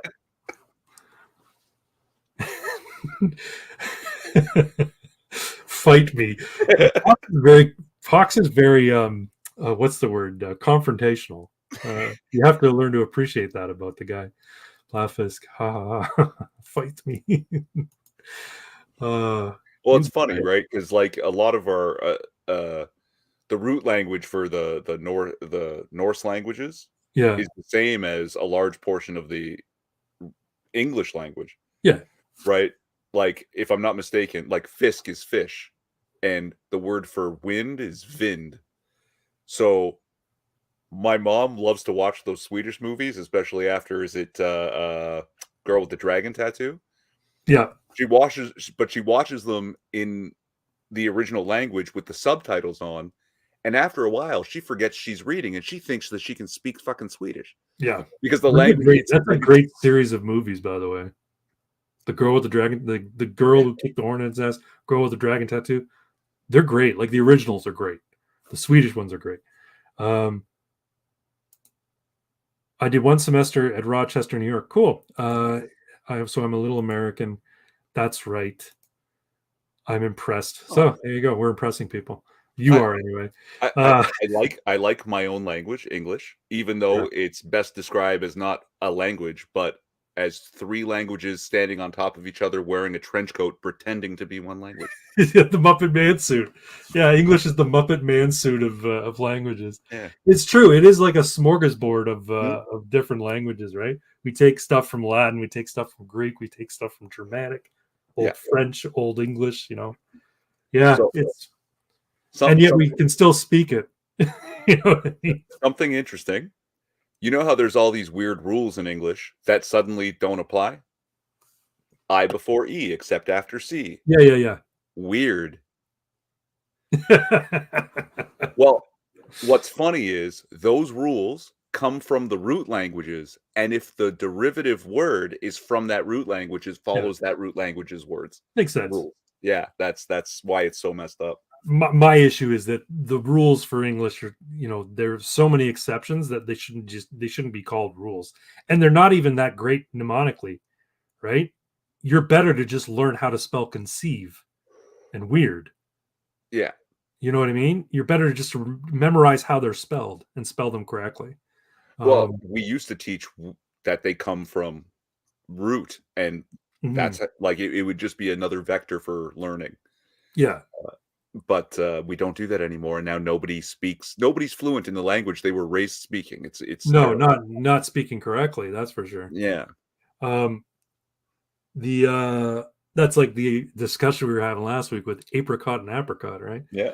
I still fight with people over that, and I do it mostly as a troll, right? I just like getting into little inconsequential fights with people about inane garbage. But no. One thing we were arguing over was ending the clause in the sentence with a preposition, right. because in Latin that's always wrong. Yeah. But in Germanic, which is the actual root of most of our conversational English, it's always right. That's why we do it so easily talking to each other, but we're not supposed to do it writing in a formal sense, because the Germanic, they didn't actually have writing for a long time, while the Latins already did. So all the educated people, all the academics followed the Latin rules. And so when you're writing in English academically, you can't do that. No. Yeah. Okay. So Plofis, a couple of, well, first off, 6 says shade for Finland. LOL. Come on, man. Do you like Finland? Are you a big fan of Finland there, 6? It's just this fucking joke about how the Finnish speak like absolute gibberish compared to all the other Norse languages. What is it? Is it in Belgium where some of them speak Flemish? Apparently that's like a really messed up language too. Yeah, I believe it. Plofisk likes the English language. It's so versatile. And then Pox says, have y'all got your Halloween costumes yet? I'm working on mine. Pox. I asked you in Facebook if you're going to be around for the spooky stream on the 29th. Now, Irving tells me that your birthday is on Halloween. So if you got stuff going on, I totally understand. We could probably work something else out. Or you can pop in and show your cat in a hat suit. Fan of a team from Finland, hockey. I don't follow hockey. I'm Canadian and I don't follow hockey. Yeah, I mean, language, I've always really liked etymology too, like etymology, not entomology. Which is I told a buddy of mine, I'm like, I'm really into etymology. He's like, oh yeah, what's your favorite insect? I'm like, no, etymology. Because I really like words and word origins and stuff like that. Yeah. It's just, yeah. I got a pretty big vocabulary, but I'm still an idiot. Oh, I'll be there. Okay, cool. I'm looking forward to it. Have you got your costume yet, Pox? I hope. My middle daughter is fluent in Finnish. She did a year of high school there. That's kind of cool. Tell her I said Spurgo Spardo. Spurgo Spardo. Okay, now I got to look that up. And find that doesn't mean anything. It's just the gibberish they use to make fun of people who speak Finnish. Spurgo Spardo. My take, I would like all people to talk English or Mandarin, would make everything so much easier. Yeah, I mean, I would prefer English because I know it. I don't want to have to learn that in Mandarin. Mandarin's really tricky to wrap your mouth around if you grew up speaking a Western language. It's unpleasant. Yeah. Yeah, your face and throat don't want to do it. What was that bullshit language that people were trying to push a few years back? Espanola or something like that? Estavagash? No, I can't remember No. what it was called. It was like a mishmash of like English, Spanish, and some other languages. And Espinoza? No. What the fuck was it called? Esperanto. Esperanto. That's it. Esperanto. Thank you, Six. And I remember people were trying to make it a thing. And it made me think of that line in Clueless. Where the girl kept saying, "Oh my god, that's so fetch. Quit saying things are fetch. You're trying to make it a thing. It's not going to be a thing." Right? That's what people were saying about Esperanto. And I'm like, what? We already have languages. You don't need to make a new language. It's a mismatch of like the most common languages. Ebonics. Ebonics. That reminds me of that line from Airplane, that scene from Airplane. Was it Airplane or Airplane 2? I think it was Airplane. Where people are food poisoned from the fish, right? So people who eat the fish were feeling really sick. They were gonna die, right? And there's two black guys on the plane, and they speak in jive, and they can understand each other. And there's like subtitles when they're talking, but nobody else can understand them. And then Barbara Billings and the what do you call it? The stewardess or flight attendant comes up and says, "Sir, is everything okay?" And they're talking jive at her, and she doesn't understand. And then Barbara Billingsley comes up, fucking June Cleaver from Leave It to Beaver comes up and goes, "Excuse me, I speak jive." And then she starts talking back and forth with them in jive. It's so funny. Anyway, yeah, Ebonics is essentially jive. I did one class in Mandarin when I did my bachelor. I got an E, and I should have failed. I don't know what an E is. Is E excellent or no? I imagine it's the one below D where it's one below D before F. yeah, maybe. It's so hard. Yeah, well, it's completely different, right? The language itself, like our language, our characters don't come from shapes of things. Our characters are, I don't know, they're basically, I guess they're like, they evolved from earlier forms of language like cuneiform and things like that into what characters we use in our alphabet. But like Chinese, Mandarin, and Japanese and languages of the Far East, a lot of their characters are meant to look or represent things in the world that that they would be used commonly in speech, right? Yeah, there's about 5,000 characters you would have to learn if you wanted to know all of Mandarin. Yeah, that's crazy. So yeah, F is fail. So I guess he's confirming that E is just below F. But you're from Canada. You guys learn French there. We do up until we have to take it up until grade 9. At least I did, and then it's optional after that. Wow. Did you take French all the way through high school, Irving? No. But I'm always amazed at how much I actually retained. Right, that like I'll hear French or read something in French and be like, "Oh, shit, do I actually understand what the fuck I'm looking at and what I'm hearing? That's so fucking crazy." Yeah, well, Melina, my wife, she is technically bilingual, but she doesn't really speak it very well. And if she had to have a conversation with people, she'd have a hard time. But she can read it and she can understand it when she hears it, right?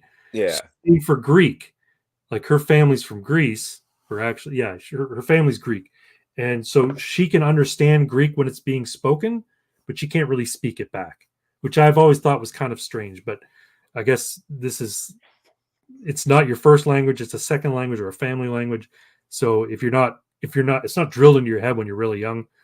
It's hard to like become fluent, as it were, right? I know how to swear in French. Tabernacle. Tabernacle. That's only Quebecois. That's Quebecois. Yeah, that's the thing. We don't speak French. We speak Quebecois, which is different from Parisian. But yeah, and I like using French vernacular and slang like zut alors. You know, that's what it is. Zut alors, sacre bleu. You know? And that's something I've noticed is that a lot of people, when they're learning a language, they're not speaking that language. They're saying words in that language in English. Yeah. Right, that languages have an accent and an affect, and you have to adopt it, otherwise you're not really doing it. Yeah. And that's why Mandarin is so important.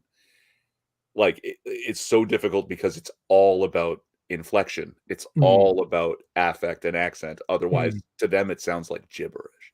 Same with French, right? French, you have to say your vowels a specific way in order to be saying a specific word, right? Yeah. Whereas in English, apricot, apricot, same thing, different pronunciation, right? But I had a dream the other night that I was in Quebec, and I was trying to say bonjour. Everywhere I went, I would say bonjour, bonjour, right? And I tried to sound legit, like I was legit French. But every time I said it, people would look at me like, anglophone, you know? It was weird. I have weird dreams lately, man. They're just really messed up. And I don't know why I would be dreaming of French. Maybe I was watching a Viva Fry video or something, and I was dreaming. Maybe. Was it? It was the same for us with German. We had to have it until grade 10. That seems strange, but I guess German's more common in Europe than well, I guess it's either German or French, right? That you'd have to learn. But even French people don't speak French. No. But I mean, Germany's also, I think, fairly close, like just across, like just south of them, across the sea or the, yeah. Or I could pick French. Oh, okay. So you had the choice: French, German, or Spanish. And what made you choose German? Probably because it's easier to learn from your native Norwegian than probably French or Spanish, right? But bonsoir. That's a good night. Good night, Six. I hope you have a great night. Again, hope your dad's doing well. And bon nuit. What's that? Bon nuit. Bon nuit. Bonsoir is more like a greeting in the evening. Bon nuit is good night. I'm leaving. Oh, is that it? Yeah, I think so. Are you big brain over here? Like I said, I don't know how I retained all this French. Yes, so easy. Okay, so German was easy because of your native Norwegian. I get it. Yeah, I'd like to learn another language. Part of me thinks I should probably learn Mandarin. Now, what's the other language that the Chinese speak? Cantonese? Yeah. But that's not as common. Is that more a rural language, or is that okay, so Mandarin is like the standardized language. There's one symbol, one word, one pronunciation. Cantonese, there's about 300 dialects, many of which, yes, are backwater. So what's Pidgin? Oh my God, the way that the not exactly English speaking Yeah. It's like an African, it's African translation of English, and it's its own language. But it's Pidgin, is it not? Yes, I was just gonna say he spelled it wrong. Pidgin. Yeah. City language in Hong Kong. Oh, okay. I watched a weird movie on Netflix last night called Homunculus. You ever watch Korean movies? Occasionally. Yeah, I think it's Korean. I could be wrong. It might be Chinese. But is it bad that I can't tell the difference when I see people who are Chinese, Korean, or Japanese? Asians to me look Asian, and I know there's a difference, but I don't know enough about the differences to tell. The same way that I couldn't tell you the difference between a Portuguese and a Spaniard. Sure. But I mean, I've watched enough kung fu movies and samurai movies to know these are Chinese people, these are Japanese people, and when I don't recognize them, Korean. There you go. Well, and you know what? By style of dress, like especially when you're watching like a samurai movie or a kung fu movie, absolutely. I know what's a samurai movie. I know what's a Japanese movie and what is a Chinese movie. But when it comes to like, you know, a modern movie that's set in a city that's Asian, I'm like, I don't know what city this is. Could be Hong Kong, could be Tokyo. I don't know. I think it was Japanese. Because I saw I think some of the language that I saw on signage looked more Japanese than Chinese. So generally, once they start talking, I could probably tell. Yeah, you can't see the difference between a Norwegian, a Swede, and a Dane and a Finn. Yeah, you guys are all Nordic. You're You're all Asgardian giants.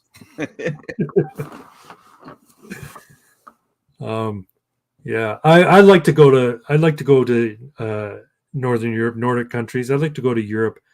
For the longest time, I wanted to go to England, and then I started seeing what was happening in London and in England, and I'm like, I don't want to go to England right now. I think I'll wait.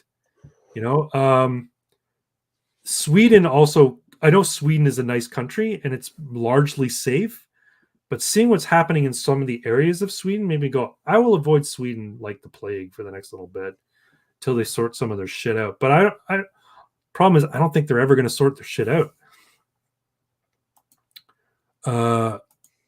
You can see the difference. You can't see the difference. No way. I wish.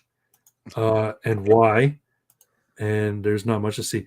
Oh, in Sweden, there's not much to see. Or Norway. I also want to go to Iceland, but I understand it's very expensive in Iceland. Like even just visiting Iceland for like a little while is expensive. Like if I want to go for a week or 2 weeks in Iceland. No, it's the natural beauty that I'm interested in. But then we got a ton of natural beauty here in Canada too that I haven't seen yet. So in Norway, you can see our oil. Yeah. Pays for everything. Yeah, I guess so. That's true. People don't know this. It's an incredibly oil-rich nation. Yeah. Offshore drilling. I think so. Yeah. Norway, mostly offshore. Yeah. Yeah, I'm. Now, if only we could use our oil here instead of importing it from overseas. What do you think is going to happen come Russia in the next little bit, Irving? Have you been watching? That's something I could have put in the banners in terms of topics. So Russia issued its ultimatum. I guess this weekend is when they're having the referendum in the Donbass region, right? I don't know if you've heard what's been happening. No, I've not. I know that they were doing a referendum, and that I know Zelensky said anybody caught voting in the referendum will face 5 years in prison. Well, that's ridiculous because what's happening is that it's not like you're invited, line up, here's a secret ballot, put it in a box.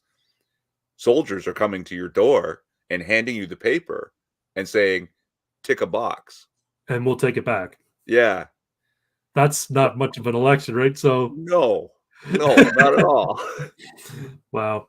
I mean, I could understand them having a polling place that was guarded, but I can also understand why they wouldn't want to put all the voters in a centralized area because, I mean, the Donbass region has been under attack by Ukraine for like 8 years, right? They've been bombing the shit out of Lugansk and Donetsk forever because they're more allied with Russia. It's like 90+% ethnic Russian, and it's like a sore spot for Putin, right?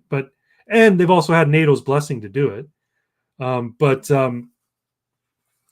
But yeah, I'm like, you can't necessarily centralize all the voters in one spot because then they're the target of Ukrainian forces. But then how do you do it, right? I think it'd be better if they did I mean, it's a rush thing. It's a rush referendum. It's not something that they plan for months and months and months. But it'd be better if they did it digitally, where people would download an app, vote on the app, and then the results get uploaded in real time. But all right, pays for everything. Yep. We have the biggest fund in the world. In Norway, we are pretty safe. We are in NATO. Yeah. And thank God for NATO. Well, on that note, though, Fisk, tell your government to start kicking up its whole 2% of GDP, please. I mean, we're no better. I don't think Canada. Hey, but I keep telling them. Yeah. Russia just called in 400,000 young boys to duty. Yeah, my understanding is they called in a bunch of reservists. I don't want to come across as a Putin apologist. I'm not. I just don't like war. But I also don't believe that Zelensky is, pure as the driven snow. No. I also have issues with how NATO conducts itself in terms of, their approach to Russia in particular, but I guess non-NATO. But Russia just calling for the young boys on duty. It's going to get more bloody. It is going to get more bloody, and I'm really, really worried about it, to be honest. And I'm worried about how it's going to affect world economies, how it's going to affect what goes on here. I mean, I didn't know that that's how they were holding the referendum. I'm like, yeah, that sounds totally legit. I mean, the fact of the matter is, most people would probably vote to join the Federation anyway, given that those regions are 90+% ethnic Russian. But if that's the case, why hold a sham referendum? Just annex the fucking place. Russia just, and that's what they should have done initially, like they did Crimea. They should have said, we're annexing these provinces or whatever. But yeah. Oh shit! Superman and Lois is good. Haven't watched Stargirl. Doom Patrol is great, but very, very weird. Yeah, but the comic was really weird too. I'll be right I haven't back. watched Superman and Lois. I like the guy they've got to tap. They tap to play Superman. I think he looks the part. I don't know who's playing Lois. I really, really like Stargirl. I thought it was really well done. I thought the acting was great. I thought the characters were really compelling. And if you haven't given it a watch, give it a watch. It's definitely worth watching. Norway is the biggest whiner of the war. Oh, are they? I have no idea. I know a lot of people are like, very staunchly anti-Russia, but I mean, Trump warned Germany not to become dependent on Russian oil at the United Nations, or they were going to, it was going to bite them in the ass, and they all laughed at him, and now, it's biting them in the ass. And Norway is making back, of course, yeah.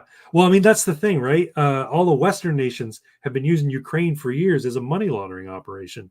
It's one of the most corrupt nations in the world, and the Bidens, the Pelosi's, the Romneys, the Clintons, and everybody else in the U.S., in the permanent establishment class, have been using Ukraine to launder money. I mean, and in Canada, we're no different. Like, our Canadian leaders send foreign aid over places, and that's how they launder money. I mean, they're all getting rich off of it. So, as you can probably tell from this stream, we're not big fans of government. I'm not anyway. Gas prices 500+%. Yeah, no doubt. Ajax is the only two countries that have always fully funded their NATO obligation are the U.S. and Greece. Is that right? I didn't know that, because the Greeks are notorious for not paying taxes. Yeah, but he's just flexing his Greek heritage. Oh, that's right, Greater Ajax. That's right. No, I have friends who are my family. Melina's family's from Greece, and they've been to Greece a number of times. And the problem with Greece, he says, is that no one pays taxes. Like, they have taxes, but nobody pays them. Everybody just avoids paying them. They do things under the table. Nothing's done, with credit cards. Everything's done cash. Now, this was a few years ago. I don't know. Things might have changed now. But yeah. Trump was 100% right. Trump is always right. The EU was too dependent on Russia. Well, yeah. Well, I mean, gigantic landmass country that has tons of natural resources, and European Union is largely these tiny nations that are dominated by big cities and then rural areas, and a lot of bedroom communities too, if I'm not mistaken. They're like the US and Canada in terms of they have their suburbs, but they're not like our suburbs where they're just giant rows of exact housing, in vast seas of like courts and crescents. But thank God no one listened. We are the richest country by miles. I mean, they should be buying their oil from you. I'm sure you sell the oil. My MBA was free. Oh, well, there you go. Thanks, Trump. Yeah, you got a Trump fan. Yeah, there you go. I'm one of my only friends. One of my only people in my circle that actually likes Trump, but it is what it is. Anytime someone brings him up, especially in a negative light, IRL, and they say Donald Trump, I go, the God Emperor? The God Emperor Trump, that's right. Yeah. Yep, it's true. It's just so funny. The thing that, I don't know if you were here earlier, Plofist, and we're having most of our discussion with Plofist because he's a novelty, being from Norway. But and from I was saying that the reason I really supported Trump is because he was like the meme candidate from 4chan, and I'm a big 4chan browser in the past, not so much lately, but I used to be on 4chan all the time, and I'm really big into people being shitlords. I think I think it's funny. Buenas noches, amigos. Hasta luego. Hasta luego. Good night, Six. Thank you for coming by. So I saw him come down the escalator. I saw him at the first Republican primary debates, and I'm like, he's going to win the presidency. Because I'd seen what was going on all over the world with how things were basically disintegrating in Western civilization. I'm like, people are getting sick of this. He's going to win. So Jeb is so weak. He's so low energy. Jeb Bush, yeah. You're so low energy. How can he be president? Yeah, he's not a president. He's a steward of the office. I'm not concerned about my channel getting struck because it's so tiny, but I've long since said I don't think the election was legit. I think the 2020 election was fixed. I think it might have been closer, but I have a hard time believing that there wasn't shenanigans enough to steal the election on behalf of Biden. They didn't expect Trump would win in 2016, so they didn't do what they needed to do to steal it for Hillary. They figured she's got this in the bag. All the polls were showing she had a 99% chance of winning. With Biden, they're like, we cannot risk a chance of him getting back in. So they pulled out all the stops and pulled all sorts of shenanigans to make sure Biden won. That's my take. I know Tim Pool will disagree, but I think Tim Pool's intuition is sometimes off. I'm an MBA guy. Is that managed business accountant? Is that what that means? Business, I'm sure. Yeah. Yeah. So it's not that strange that I support Trump. But the way you hear it, though, everybody in Europe thinks he's terrible, and everybody in Canada thinks he's terrible, and But I work in private healthcare in Norway. Cool. Where it's free. Yeah. Well, free. It's free here in Canada too. But no. But hold on. Except from what I'm understanding, they do it right. They're selling oil to other nations and using that tariff money. It's not coming out of their own taxpayers' pockets. Oh, okay. So it's not right. They're okay, but everything's fungible, right? So taxes are collected, revenues from oil are collected by the government. I'm guessing the oil industry is nationalized, but the point is, government is meeting out the healthcare. So I don't know what your tax rate's like in Norway. We're taxed nearly to death here in Canada, and our healthcare is getting worse and worse all the time. So, but like it amazes me that, yeah,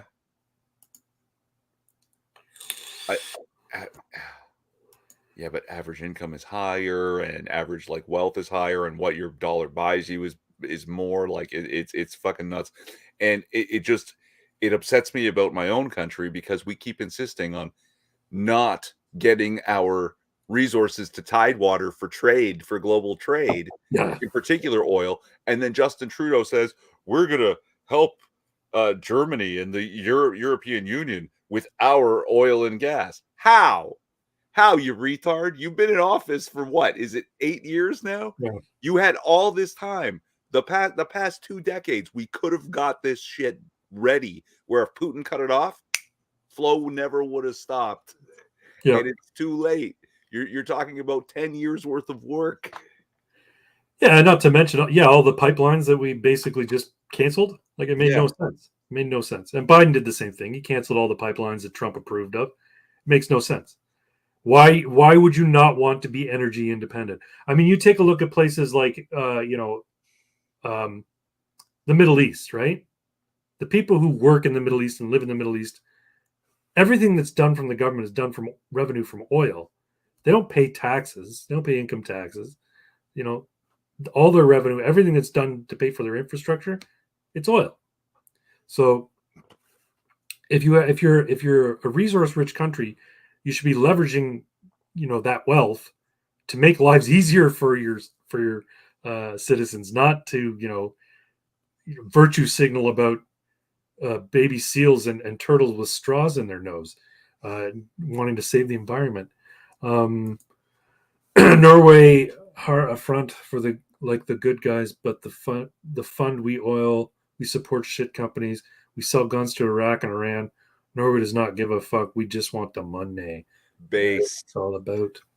I think he's saying it though critically. Yeah, I mean, I have a different vision of how politics should be run, but I'm not going to get into that now. I told you about my tax plan. Maybe I did. I keep telling people at work, sometimes these conversations bleed into each other. So we have conversations in like our chat room at work. And I'm like, we should be doing this, blah, blah. So my thought, and I may have mentioned this, I don't know. My thought is that we should get rid of the CRA, Canadian Revenue Agency. I don't think there should be a federal income tax. I don't think there should be any income tax. I think everything should be based on sales taxes and property taxes and usage fees.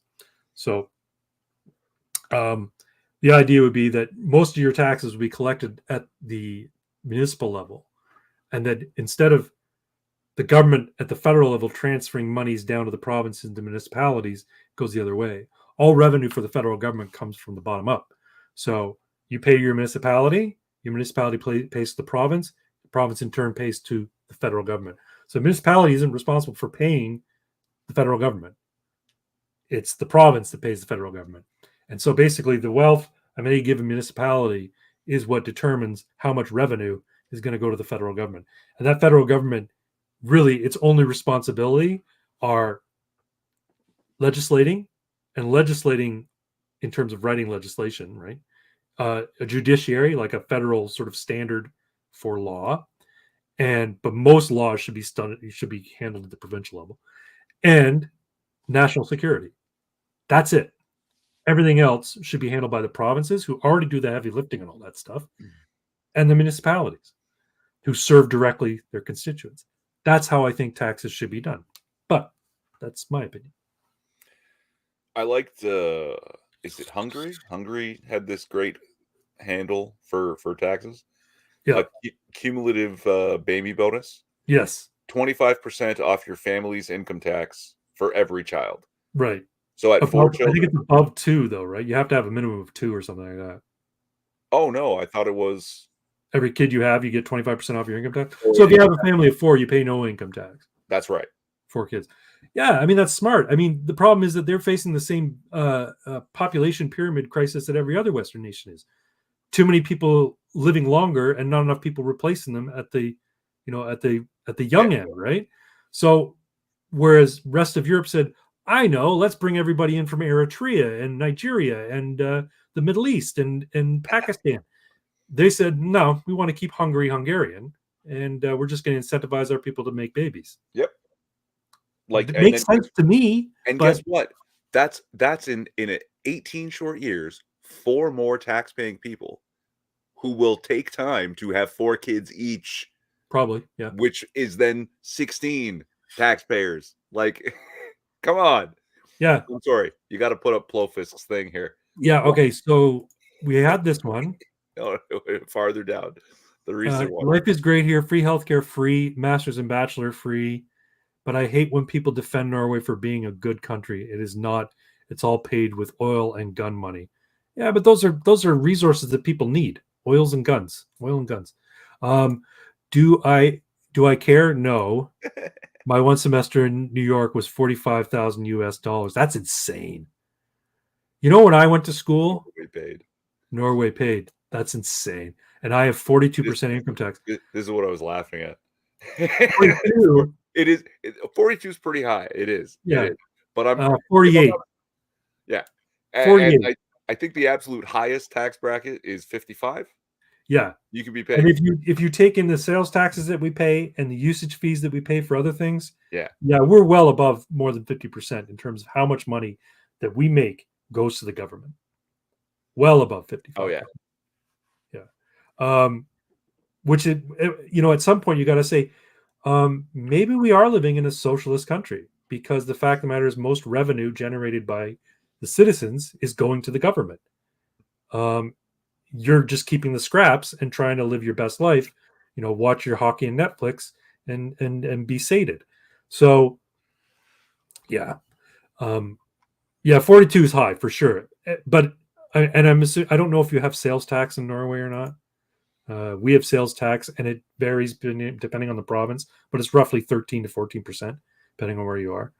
But yeah, no, when more than 50% of your income is going to the government, or the money you earn is going to the government, you're effectively living in a socialist country. You may as well be living in China. Whoa, they fucking smoke us. Whoa, food 15%. That's crazy, and 25% on regular items. So I'm assuming that means like luxury items, right? It means like you buy a new TV, it's 25% sales tax. That's crazy. That's high. How about tobacco and alcohol? Oh yeah, we have our sin taxes on those. Yeah. IKEA, Swedish for common sense. Yeah. So when you buy like furnishings, and things like that, household needs 25%. Okay. Yeah, that's a little nuts. But I also don't know how much it costs to buy, a Bjornlarg or whatever it is that sells at IKEA. Like how much is a Flarsk? I have no idea. Yeah, is it 25 on everything? I imagine that's response to tobacco and alcohol question. Well, that's not so bad. See, in Canada, they ding us for cigarettes because they call them sin taxes. So alcohol, not so much, because the government basically runs that industry. But tobacco, yeah, like how much does it cost to buy a pack of cigarettes now, Irving? Okay, so depending on where you go, you're probably spending between $18 and $20 for a 25 cigarettes is a That's pack. insane to me. But the thing is, the pack of cigarettes actually costs more like $4.50, and the rest is tax. Yeah, exactly. That's why so many people in Canada go to the reservation territories to buy cigarettes that are manufactured there, because you can get them at a much more realistic price. So he's saying that one Budweiser is $14. That's insane. Yeah, but that's 150 Budweiser. pounds. That's an import. What about your local stuff, right? Oh yeah. So what about domestic beer? For like what do they drink over there in Denmark or in Norway? Mead? No, they have their own beer. Sure, they Sure. have their own beer. So $15 for 26, about 26 is about $6. That's what I was paying when I was a teenager, or actually no, when I was in my early 20s. I was paying about $5.75 for a pack of 25. No, $4 for one beer. Okay. So that's And wait, one beer at the bar or one beer like in a 6-pack you're bringing home? That like, because there's a difference there. different things, right? But basically, whatever we pay at the store, okay. So whatever we pay for alcohol, half of it is tax. Right. Right. If I spend $40 on a bottle of whiskey, that same bottle of whiskey would cost $20 in the US. Right. Yeah. And the thing is that you don't even get a break when you're buying Canadian alcohol. So like you buy Crown Royal, distilled and bottled in Canada, it's not going to be cheaper. It's not going to be cheaper than buying, Seagrams or whatever, right? At the bar, $16 for a beer. That's crazy. No, that's not too different from what we'd pay. Really? I haven't been to a bar in ages. Okay, and also most times I go to the bar, it's a strip club, so it's going to be a little overpriced. Oh, it's going to be more there for sure. Yeah, so a $15 beer is like, yeah, I guess that's just what it costs. I have a Polish guy I buy beer from. Yeah, they're trying to crack down on microbreweries in Canada because it's cutting into the government's money, which I think is, horse shit. Well, we can't let the market be free. Are you insane? People will make money. Yeah, that's right. Just like our weed, right? Oh, if they simply said, look, all you head shops that have been selling weed paraphernalia, have at it. Go contact the growers and buy your weed and sell it there. Instead, they put a lottery out there to make people apply for a license to dispense. They didn't want to say sell it. Dispense cannabis. And then, so basically it picked winners and losers at the start. And now they're popping up everywhere. Everybody's opened up a dispensary. I make $150K a year. Krona, or is that Kroner, or is that US? Kroner. but I'm not paying $5 for a beer. Yeah, I wouldn't blame you. Fact that, especially U.S. beer. U.S. beer is garbage. Yeah. It's piss water. Yeah. Yeah, I'm. I don't know. What do you think? What do you think Polyev is going to do if he gets into power? Do you think he's going to live up to his words, or do you think he's going to walk it all back? He's going to be another Ford. Ford ran on the idea of being a traditional conservative in Ontario, like a Mike Harris type conservative. Ontario is open for business. Yeah. Shut it down. Shut it down. Exactly. I'm curious to find out from Plofisk if they did lockdowns like we did in Canada and they did in the US, or were they more like Sweden, where they basically said, you guys are adult enough and mature enough to know proper hygiene practices, keep your businesses open and do what you want. If I remember correctly, they had a bit of a panic and then, there was full lockdown? There was full lockdown. Okay. Yeah, actually that makes sense, because I think I remember comparing Sweden's numbers to Norway's numbers and Denmark's numbers. And basically, Sweden didn't shut down. Denmark, Norway did. And their numbers, their fatality rate, their infection rate were largely the same based on per capita. So the question was, well, what good is this lockdown doing if you're going to get the same results by staying open? And you can see that in the United States too. Places like North Dakota, they didn't lock down. Florida, I think they locked down very briefly, and then they opened back up. Yeah. Initially they had big spikes in case rates, and Florida, when you account for the age of the population, their figures were better than places like California, where they had full lockdown. So, yeah, I don't think you were saying that they're probably going to do another lockdown this fall. I think the writing's on the wall for the Liberals. I think they're realizing that, the gig is up, or the jig is up, however you say it. And they're like, we're not going to get away with it again this year. No one will listen. 500,000 people saying Trudeau must go on Twitter, not bots. I think they're starting to realize, hey, you know what? Maybe we've run our course here in terms of our authoritarian approach, right? I don't know. I still see people wearing masks, man.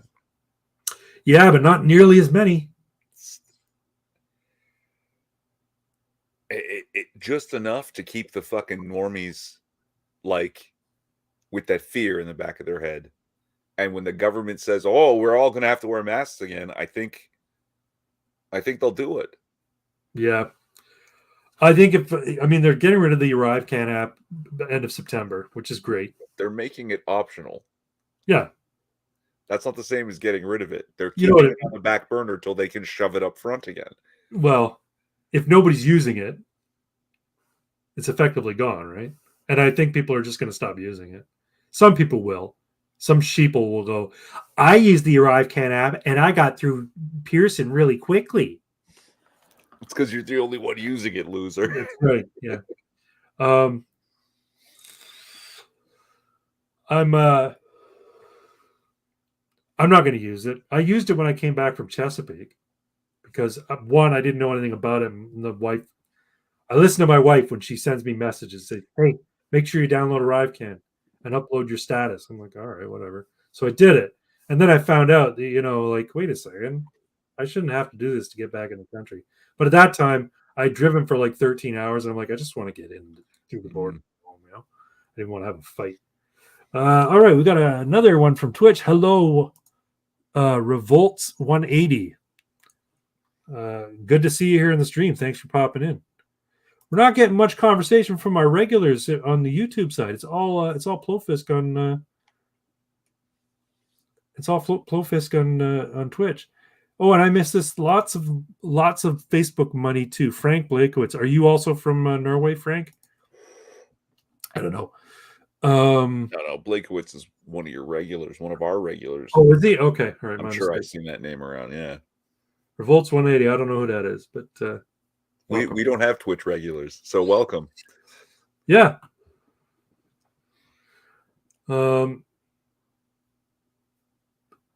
But yeah, I have a feeling they're going to have a hard time convincing the majority of people to get back in line with shutting down their businesses.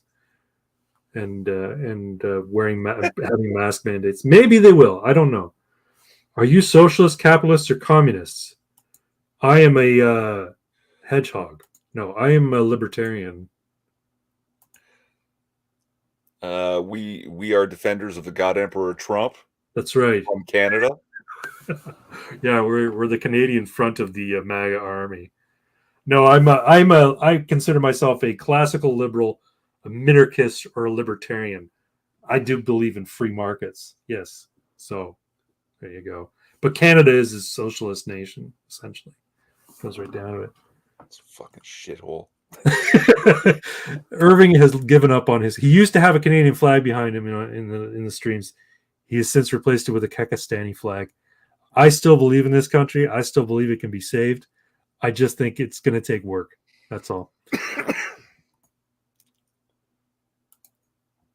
Both. I just don't have a lot of faith in people. Irving, you're people. I am people too. Okay. I don't have a lot of faith in most people. Well, no, I mean, I don't have faith in politicians. That's why I'm skeptical of Poilievre. But I also know that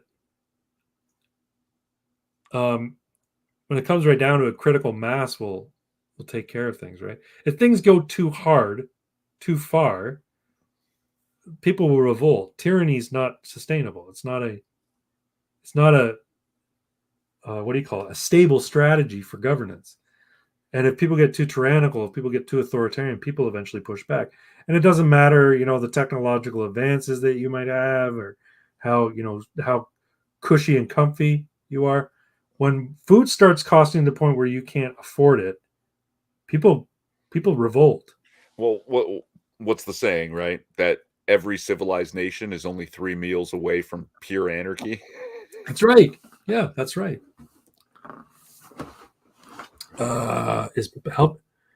Is helping people more important than making money? If it is, socialist. If not, capitalism. Well, I think that's kind of a reductive dichotomy there. I don't agree with it. I think the freer the people, the better off they are. And I think if you get out of people's way to pursue their own self-interests, ultimately, the majority of people will behave in a manner that is beneficial to themselves and not a detriment to others. That's not a cure-all, but that's typically a good basis to start from. I think helping people is reward in and of itself, and I think people should be inclined to help people. I just don't think people should be forced to help people. So if you're forcing charity, that's theft, right? If you're forcing someone to pay money to help somebody who's less fortunate, you're stealing from Peter to pay Paul, essentially. See, one of the ways I like to explain it to people when they say, "Oh, I don't really know anything about politics," like I don't even know what's left, what's right, like what does that mean? I try and explain it like this, like the simplest entry level way. Left and right is like the battle between mom and dad, where mom goes, "Oh, we really have to redo this kitchen, and the kids all need new shoes this year because they've grown." And dad's going, "That shit costs money." You got to find the right balance, right? Right. Right. There's a role for government to play in helping people, but by and large, that role should be relegated to charitable organizations, fraternal organizations, that sort of thing. They're better at it. They're just better at it. Government doesn't solve problems. Government creates more problems through largesse. So that's why I'm anti-socialist. I think most of the heavy lifting for people who are truly destitute, truly in need of help, that is, they can't help themselves, should be done by charitable organizations. And for the longest time, they did it. They built orphanages. They built hospitals. They fed the poor. They clothed the poor. And now it's become fashionable for government to take care of all that, give people welfare, give people, disability, that sort of thing. Whereas before it used to be a community that would help people out who couldn't help themselves, who were at a disadvantage, right? But that's my take on it, and I don't think I'm alone. I think most people believe that. Let's see here. So there's a bit of a discussion going on. I'm a Christian socialist, says Revolts 180. I'm Brazilian, but I like to follow different types of channels about politics. Learning is always good. Well, there you go. I think socialism is not Christian. Well, it's a longer conversation. I mean, there's argument. You can make it. You could make a solid argument for why socialism is a Christian approach to things. But I don't think you can. But again, you can if you're looking at it as a country as a community, and the community has to help its fellows, and we need an authority in place to make sure that happens. If you're a Christian socialist, but that's not Christianity. No, it's not. But in argument to the idea of Christian socialism, if you're a Christian socialist, you would have no problem with being forced to tithe at your church. I mean, right now, tithing it's tithing, right? Not teething. Tithing is voluntary, right? You go into your church, they bring a plate around, and you put in how much or how little or nothing if you want. Mm-hmm. Now, imagine you go to church one day, and it's not, an altar boy who hands around the plate, but it's a guy with a gun, and he says, "Pay up." And if you don't pay up, you're kicked out of this church, or you have to go. We're going to lock you in the confessional, or we're going to shoot you. That's what Christian socialism would be. So now maybe I'm being too reductive. I don't know. I don't know your political stand. You say Christian socialist, but this is what comes to mind when I hear the term. And I think Irving's kind of on the same boat. Ajax, capitalism pulled more people from poverty than any other system in the history of man. Yeah. True. It's also, not to give capitalism a free pass. It's done a lot of harm, but ultimately I think the benefits outweigh the harm it's done. Why is every time government tries to help people, things always get worse? Because they pay no price to Ajax. They pay no price for making mistakes or being inefficient, because they don't have a profit motive. They can just take more money. They can just raise taxes and take more money. Imagine a company that bore no backlash for raising the prices of its goods every time they made a mistake. They'd eventually be out of business. Not so with government, because they collect their money under threat of force. Whereas when you go to a store, you have the option of not patronizing them if you don't think they make a good product, or they've had bad business dealings or business practices. I don't understand how people can be any socialist. Anti-socialist. Anti-socialist? He corrects himself in the next one. Oh, anti-social. Look at all the countries. What country is socialist? So this is also a common misconception. Is it a bad position? Well, Venezuela, for one. See, this is also a common misconception that loads of social programs means socialism. It doesn't. Your countries are capitalist as fuck. You've already told us that's why you're rich. Yeah. You sell guns to everybody and oil to whoever. Right. It's your capitalism that's made you rich, not your social programs. Your social programs aren't in and of themselves. They're socialist leaning, but your country is not socialist. Yeah, socialism means government control of the means of production, and government dictating how people can, acquire services, essentially, right? So if you have a nationalized rail system, a nationalized oil industry, nationalized healthcare, nationalized education, where the government controls all of that, there's no room for private enterprise. That's a socialist system.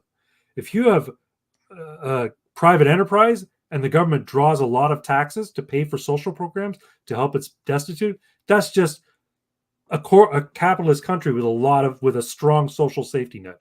Canada, you could say, is that.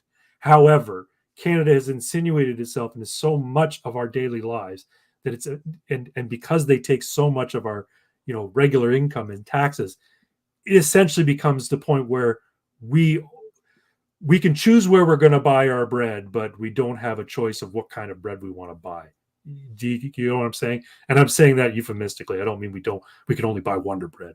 I'm saying that government has such regulation over industry to the point where there really isn't a lot of room for innovation, new entrepreneurship, startups, without basically, you have to be independently wealthy to bankroll some new venture because of how much government has insinuated itself into industry here in Canada. That's my point.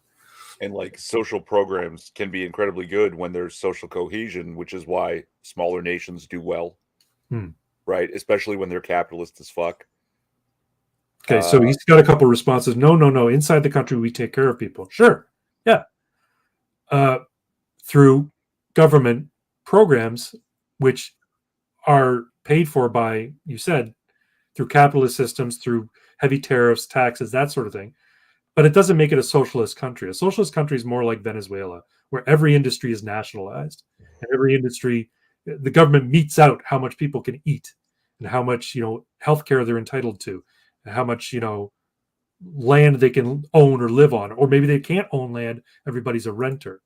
It does not matter how we make that money. This statement is 100% incorrect. It absolutely matters how you make the money, because the generation of wealth is the only way that these things can work, which means you have to be capitalist, because capitalist is the only system that generates wealth. Right. Government doesn't make money. They print it, but they don't make money because they don't produce anything except for more government. So yeah. It is for sure the best system for people to get a fair start. Okay, maybe, but I guess it depends on what you mean by fair start. For me, a fair start is everybody is treated equally and has equal access to, services and goods in a free market, as well as equal access to some basic level of education and healthcare. See, I have no problem with government-funded medicine and government-funded schooling and education, provided that people who have the means and wish to, send their kid to a better school or buy better healthcare or pay for better treatment, have that option. In Canada, we don't have that option. If you want it, you need to buy supplemental insurance, but you're not allowed to opt out of the tax paid for services. Education is the same way. I don't have any kids, but part of my property taxes go to pay for the public school system. By rights, I should be able to opt out of it because I specifically directly do not benefit from educating children. Now, I know the argument goes, yeah, but a society is better off because people are educated. That's true. But me directly, I don't. If you look at government services as services, I'm paying for a service that I never utilize. It's like charging me bus fare to not ride on a bus. But anyway, that's my take on it. This has been a really solid discussion tonight. Great. There should be insurance on There should people. not be insurance on people. It is a flawed system. What do you mean by insurance on people? I don't know what you mean by that, but like buying health insurance, I think. why? Why should it? Why is buying insurance flawed?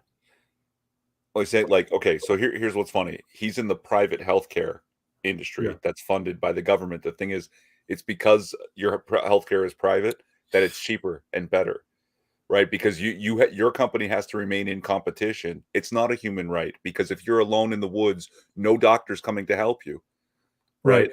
So yeah, this is where we might differ, Plofisk. Human rights in terms of what is a human right. Now, in my opinion, things like what do we call them? We call them entitlements. So an entitlement, like a healthcare entitlement or welfare or what have you, these aren't rights. You're not endowed by your creator, and I'm not Christian, by the way. You don't get, just by simple virtue of existence, the right to be cared for by somebody else. You have a right to exist and not be impeded. So I don't believe in positive rights. How about that? I believe in negative rights, meaning no one has the right to molest me. No one has the right to impede me. No one has the right to take my property. No one has the right to stop me from pursuing what it is I want to pursue, right? It doesn't matter what your good intentions are. You don't have the right to interfere with me. Those are negative rights. The idea of a positive right is you have a right to food. Well, no, because in order to say you have a right to food, that means you have to say, I have a right to the fruits of your labor. I have the right to take things that you have produced for my own benefit because I exist. I don't believe it that that's the case. I feel the same way about food as I do about healthcare and the like. Now, in terms of government paid for healthcare, I'm willing to compromise. I think if the government has a vested interest in keeping its people healthy or keeping them alive so they can be productive members of society and generate revenue in terms of taxes for the government, fine. Government should be responsible for providing catastrophic care. That is the bare necessity in terms of care if something terrible should happen to you. So you get diagnosed with cancer, they give you initial treatment, but your follow-up oncology and your follow-up treatments should be paid for through supplemental insurance. You fall off a roof and you break your leg, the government will pay to set the bone and put a cast on you and even give you crutches, but your physiotherapy should be covered by supplemental insurance. That's how I view government's role in terms of providing healthcare. And even then, I'd be fine if you could opt out of it and say, you know what, I'd rather not go to the government hospital. I'd rather go to this nice hospital with the marble floors and the big screen TVs in all the rooms, and I'll pay a premium through a primary health insurance plan. That should be my right, to opt out of a government system and pay for a private system if I want. But the government will never allow that in Canada because they get so much revenue in terms of, they can justify so much tax revenue based on the fact that people get health care.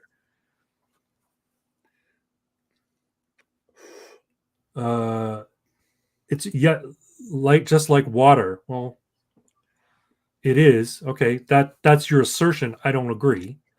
Yes, you do, and you should. Why do I have a right to be cared for? I mean, my parents have a responsibility to care for me up until the point that I'm an adult, and then I can go out and care for myself.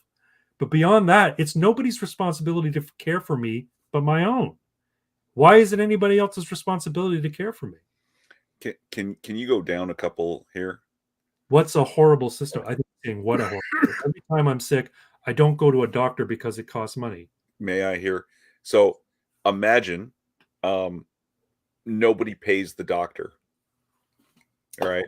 The doctor keeps giving them the service because it's a human right, but nobody pays because they have a right to it. It doesn't come out of pocket, right? You don't go because you're not sick. Well, eventually the doctor can't pay his bills, can't buy food, starves to death, and now there's no doctor. So now you have a right to healthcare, but there's no one there to provide it.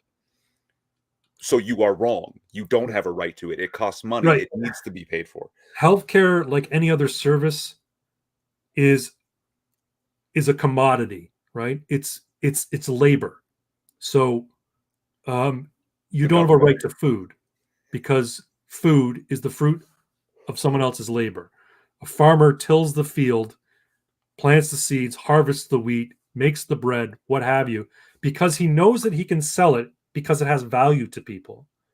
So if it's a right for everybody and everybody's just entitled to have it, where is the motivation for him to make that food if people can just decree that it's theirs, right? And by empowering a government to come and say, I have a gun, give that man the bread that you made, you're essentially robbing him of his own agency and you're robbing him of the fruits of his labor. Only in a free market system are you able to negotiate a price for bread. Maybe you can't afford to buy bread, but maybe he needs his pig trough cleaned out, or maybe he needs a new shed built, and you can trade your labor for the fruits of his labor. In a system that's run by a market-based system where it's a voluntary interaction between two people, that is the most fair and just system there is. It's not a fair or just system to empower certain people with guns to come to other people and say, this guy needs an education, pay up, or we're going to put you in jail. That's not a fair system. The government pays by virtue of revenue that it steals from people. And I know that's a loaded word, but it essentially is. If you don't pay taxes, you go to jail. The government uses threat of force to collect taxes. If taxes were voluntary in nature, the government would be able to provide as much as it claims to do. And it can only provide those things by virtue of its largesse, and its largesse only grows by virtue of the fact that it can force people to pay it money. We don't let people die on the road. Well, people die on the road anyway, whether you let them or not. Bad things happen. what you're proposing, Paul Fisk, is like we need to create a more better world, or we need to approach utopia as close as we can. That's a non-starter. It's never going to happen. There's going to be people who are left out in the cold. It's just a sad fact of life. Not everybody survives, not everybody thrives.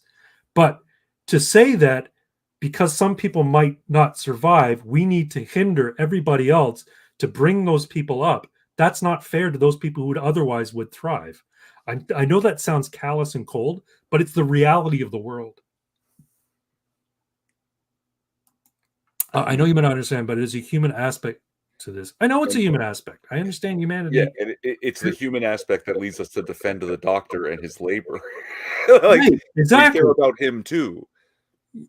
Right. I mean, essentially what you have in a system whereby the government demands that people be provided for. Like, okay, so if you're going to say that healthcare is a human right, is food also a human right? Does everybody deserve food, or do you have to work to make money to buy food? Also, can you go up? Can you go up too? Okay, say that you are right. I think it's a shitty. Yep, the world's a shitty place. You're absolutely right. Okay, say you're right. Oh, sorry. I know you understand, but down one. How are you missing it? Yeah, there you go. It's not about the money. Okay, hold on. Of course, it's about the money. But you actually have been saying through most of the time you've been here how ridiculously wealthy your country is, how much wealthier it's become recently because of the price of gas, how well you're doing. It's not about the money to you because you have a lot of it, right? So you don't actually, like, you can think, oh, it's not about the money, but it is. That it's the poorest places in the world that can't possibly believe this because it isn't true. When you're wealthy, you take it for granted. And you think it's a human right. You've made a terrible mistake. You pay for it. That doctor gets well paid. You in the private healthcare industry get well paid. And that's why it works. Not because there's a human aspect to it and the government takes care. No. It's because of your wealth. You've been so capitalist. You've generated so much wealth. Don't start taking it for granted. That, my friend, is the road to hell. Okay, so you're right. I think it's a shitty system. So I think what you mean is my system, whereby I think the people should be free to pursue their own goals, and the people who can achieve it, great. People who can't achieve it, that's where I say charity comes in to, help the people who are truly destitute. Okay, that is true. You do have a good point. You're better at explaining things than I am, Irving. It's clear. I'm arguing from a moral framework. I haven't had a drink in a week. There you go. So I'm getting smarter every day. If you're not aware, Irving's sort of claim to fame is he's the angry drunk Canadian. So he typically does videos and streams where eventually he gets sloppy drunk. I'm whiskey all over my stream and light it on fire. But yeah, and he hasn't been drinking for about a week. No, from my point of view, I think that the freer the people, the better the society. So, and I think the only way a society can be free is if the government does as little as possible. And I don't think that is in keeping with a socialist structure, or a structure that is, heavily subsidized through government programs.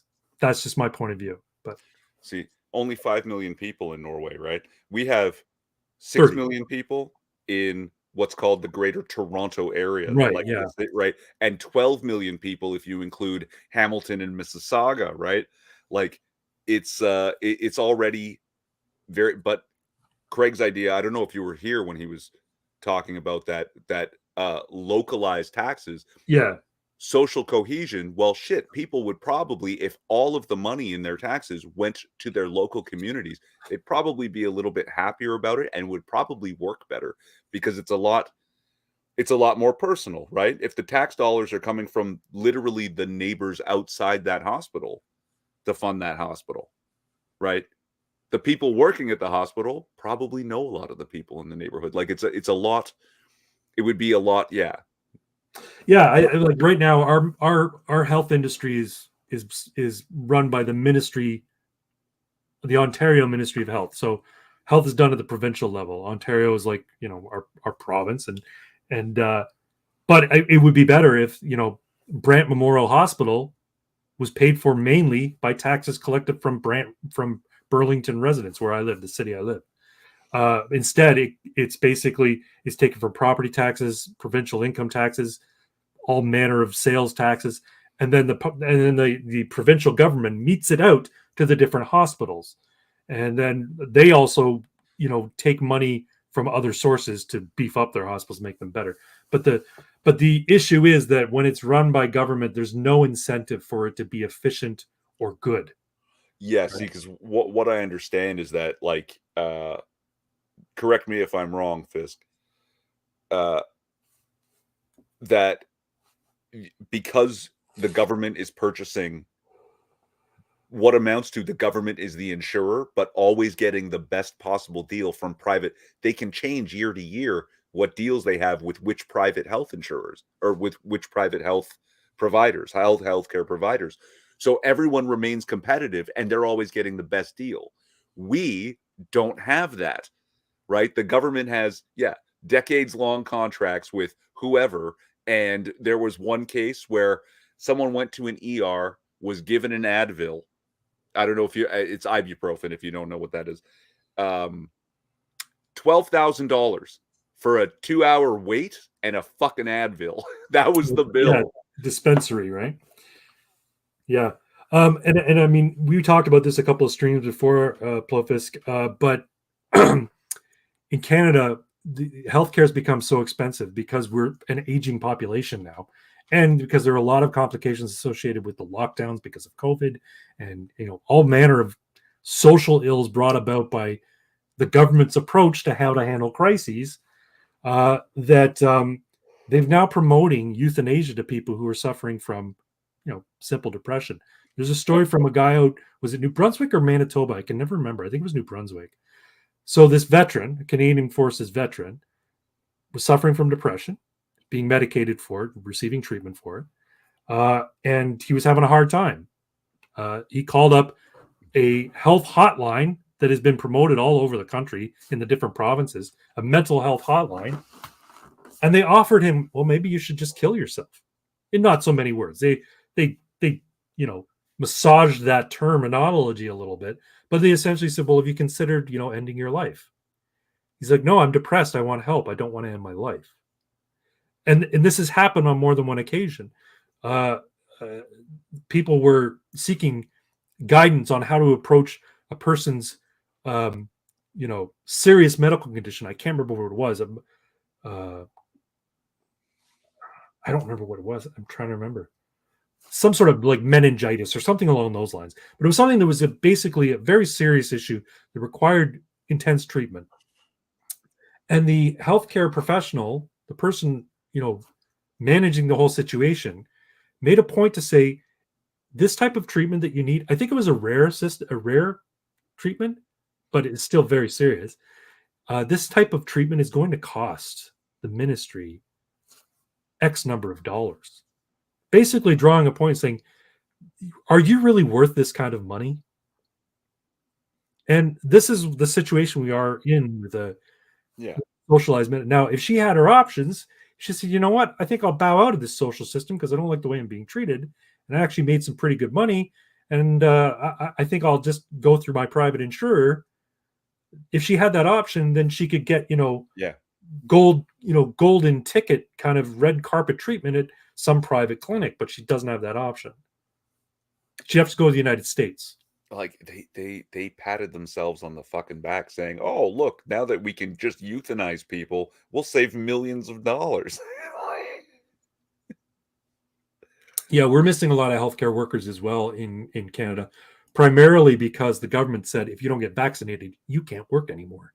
Yeah. So and now that the CDC has come out and said, the difference in terms of infection rate and the difference in terms of transmissibility between the unvaccinated and the vaccinated, there is none.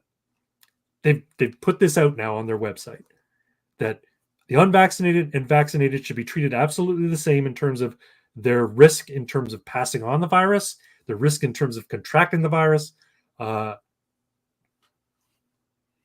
They're essentially the same. Something that, people, if they'd said a year ago would have been drummed off of YouTube or any other social media, that people should be treated equally in terms of, based on their health decisions.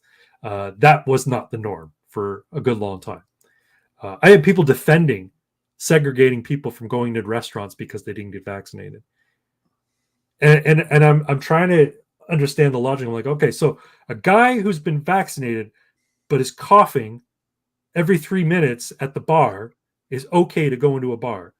But a guy who's unvaccinated, has no symptoms, isn't sick, he can't come in.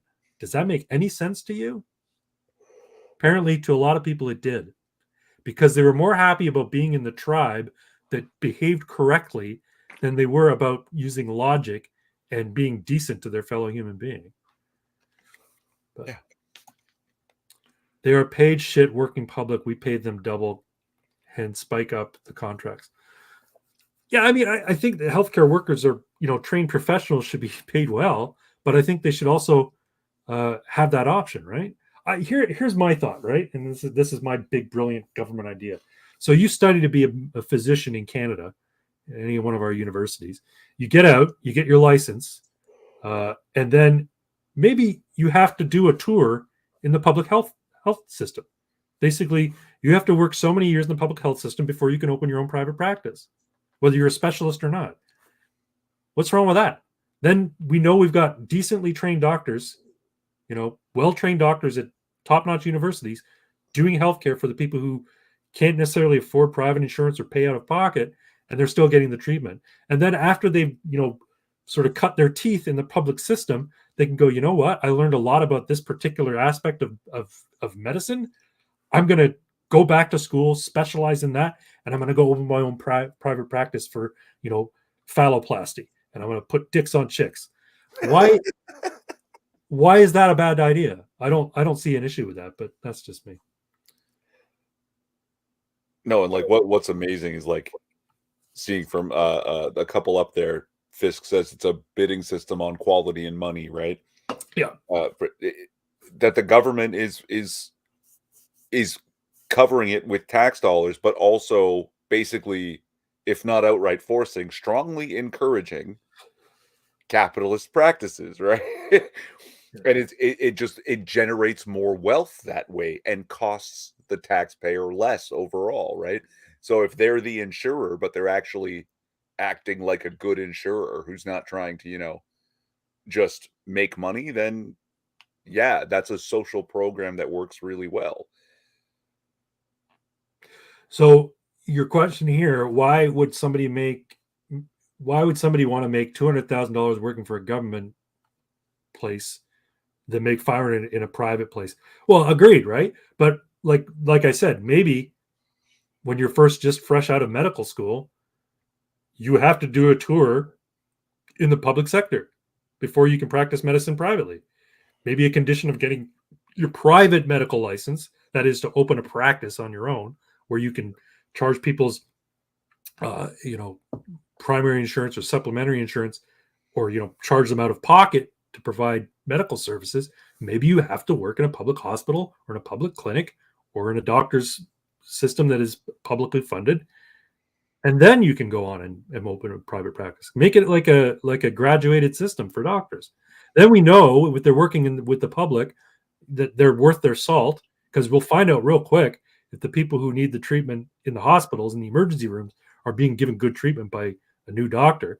And if they're not, those people won't have their license. They'll be under review, and then they won't be able to get a private practice license because of their record in the public system. But that's just me. Not going to solve Norway's problems here tonight, but we're coming up on 3 hours. This has been a really good. Not going to solve Norway's problems. Who am I, Anders Breivik?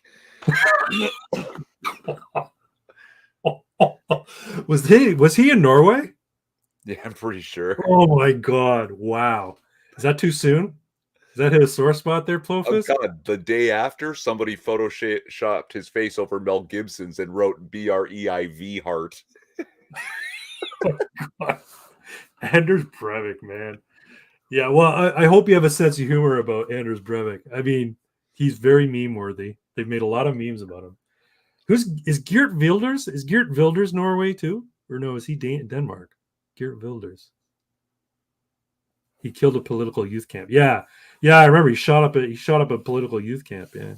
But first, he set off bombs at some maybe parliament buildings in Oslo, and then so that all the cops would be drawn away from the campsite. That's the way you do it, man. If you want to stage a big event, you gotta distract the cops with something else. He killed a political youth camp, but I hate that political party, so I'm good. I don't know enough about it, so I don't know what political. Were they communists? If they're communists, they're not real people anyway. I think they were the party that wanted to go the way of Sweden with mass immigration from third world countries. Oh, well, that makes sense. Why Anders Breivik? Because he was very staunchly nationalistic, anti-immigration, wasn't he? Yeah. Well, I mean, I've been before Trump was elected. Part of the reason why I was like, society's starting to fucking fracture was because I saw all the stories about what was going on in Rotherham, and I saw all the stories about, Sweden and what was happening in Sweden. I'm like, yeah, this is bad, and there needs to be somebody to come out and say enough of this multicultural nonsense. Not Anders Breivik but when Trump says, you know what, we don't want criminals coming here, we have to stop illegal immigration, and everybody said he was a terrible racist for saying that. I was like, no, he's actually speaking correctly. And 5 years ago, this was the platform for both parties, trying to fight illegal immigration, at least paying lip service to it. But now that he says it because he's a political outsider, he's the worst. He's Orange Hitler. You know what I mean? There are no-go zones. Are there no-go zones in Norway? I know there are in Sweden. Yeah, I know there are in Sweden.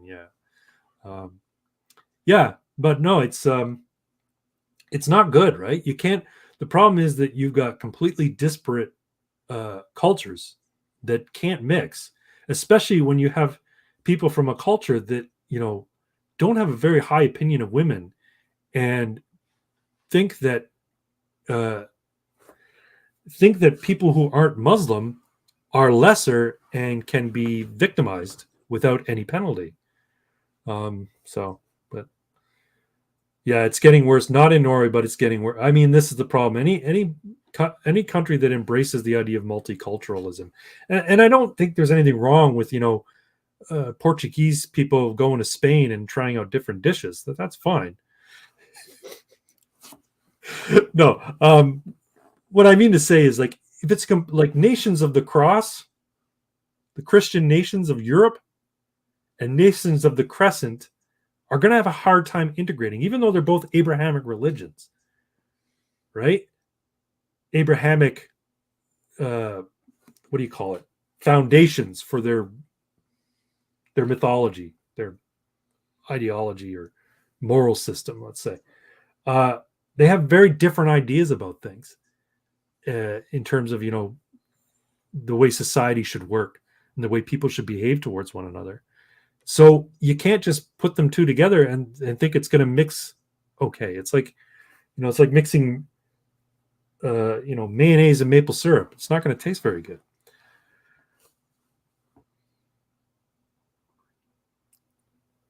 Okay, there's been a lot.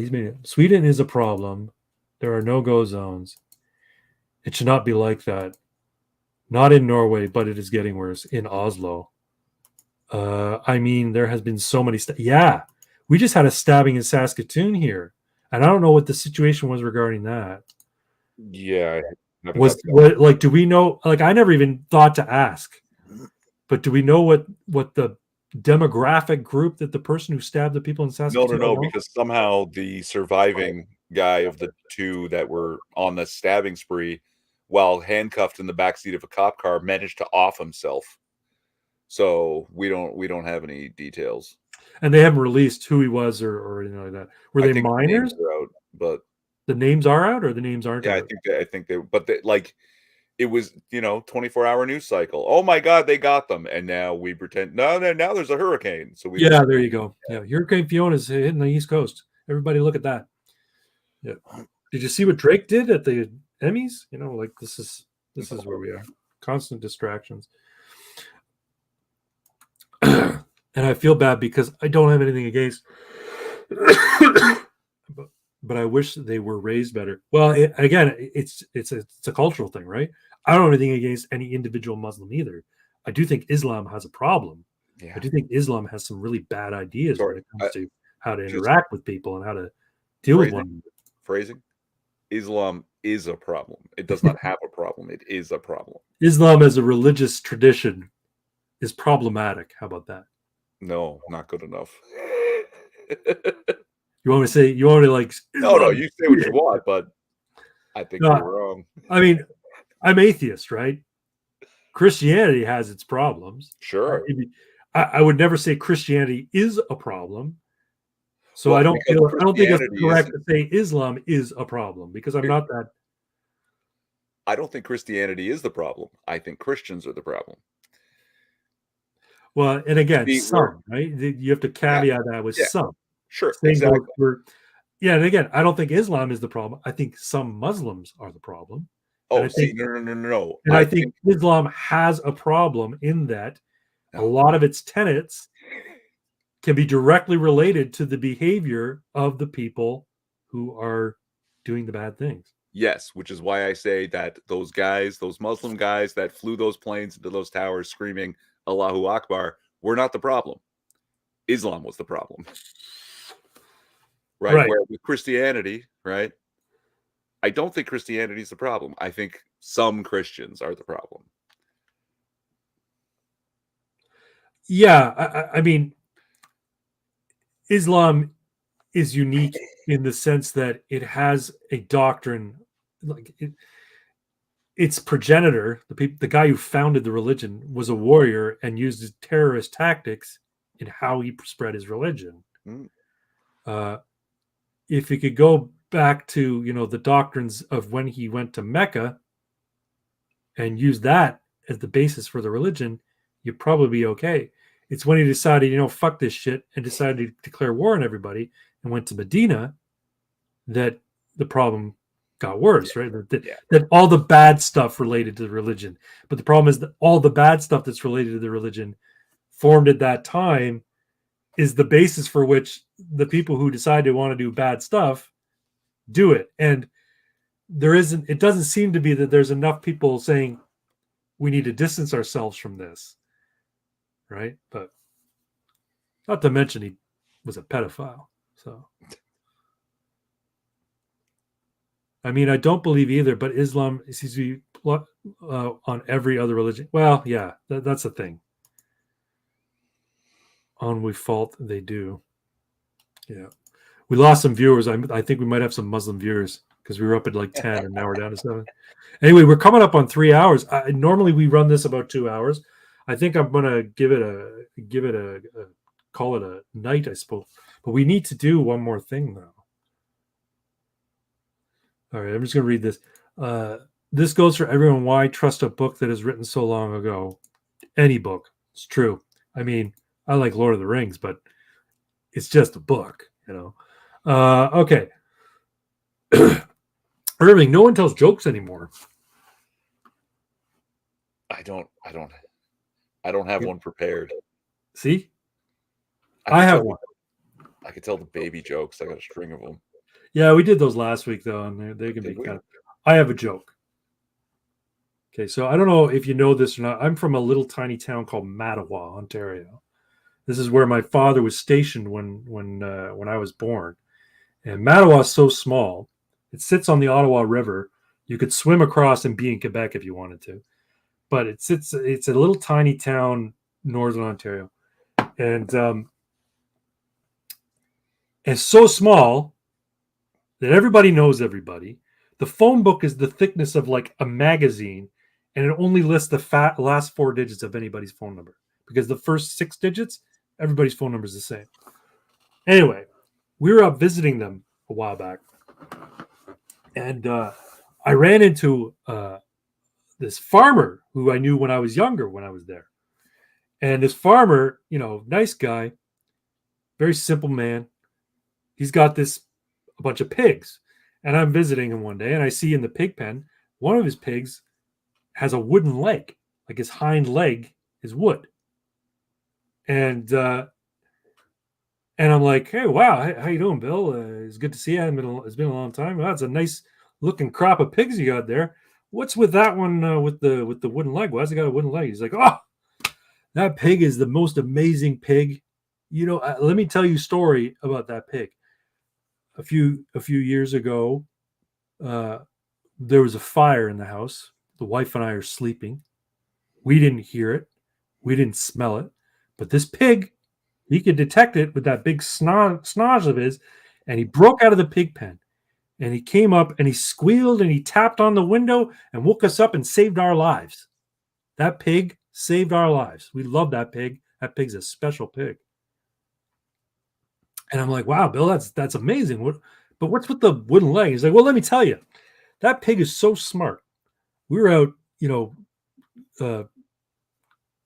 gathering the crop last fall, and our little boy Timmy, he fell down the well, and we didn't hear him screaming because we're way out, with our tractors and everything, and we couldn't hear him screaming. But he'd fallen down the well, and he was in trouble.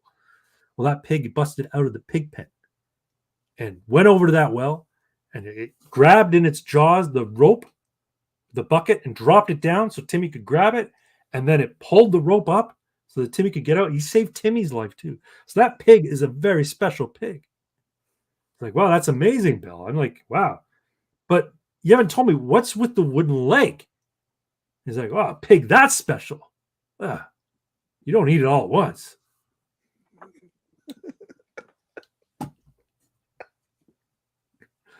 Anyway. That's it, everybody. This goes through. Okay, where are we now? Newfoundland is my favorite spot in Canada. I've never been to Newfoundland. My father's father was from Newfoundland. I do want to go. This how you get from living in the bush all life. Yeah, so you probably love Newfoundland because I imagine that it sort of looks very much like home. Yeah, a lot of fjords. A lot of fjords in Newfoundland. Yeah, like the small towns and like against this beautiful backdrop of woods and mountains and sea, and it's just like, how do people live here? These are magical places. It's true. Well, yeah, I mean, yeah. I've seen some Norwegian movies. I know what your home looks like. Yes, but they serve hunted game, so like deer and stuff like that. Yeah, no doubt. Never been hunting myself. Always thought about going, but I've never done it. Anyway, folks, I appreciate you all joining us here in the Ammunation. I hope you'll come back. My name is Craig Bragg. I do this every other Saturday, and then I'm opposed by Irving, who does his Casual AF live stream the Saturday that I'm not doing it. So we basically switch sides. We go to each other's channel and we do these live streams where we chat and we tell jokes and we be irreverent. And I hope you'll check us out. I didn't put your channel down in my description there, Irving, but you just search his name, Irving Twin, on YouTube, and you'll find him. I'm also on Twitter at Real Craig Bragg on Twitter, and you're at Irving_Twin on Twitter. So I hope you guys will come check us out, and I hope you'll come back. But at that, I think I'm just gonna say my final word. You want to say your final word first?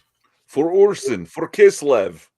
All right, and I want you all to remember that the lap dance is so much better when the stripper is crying.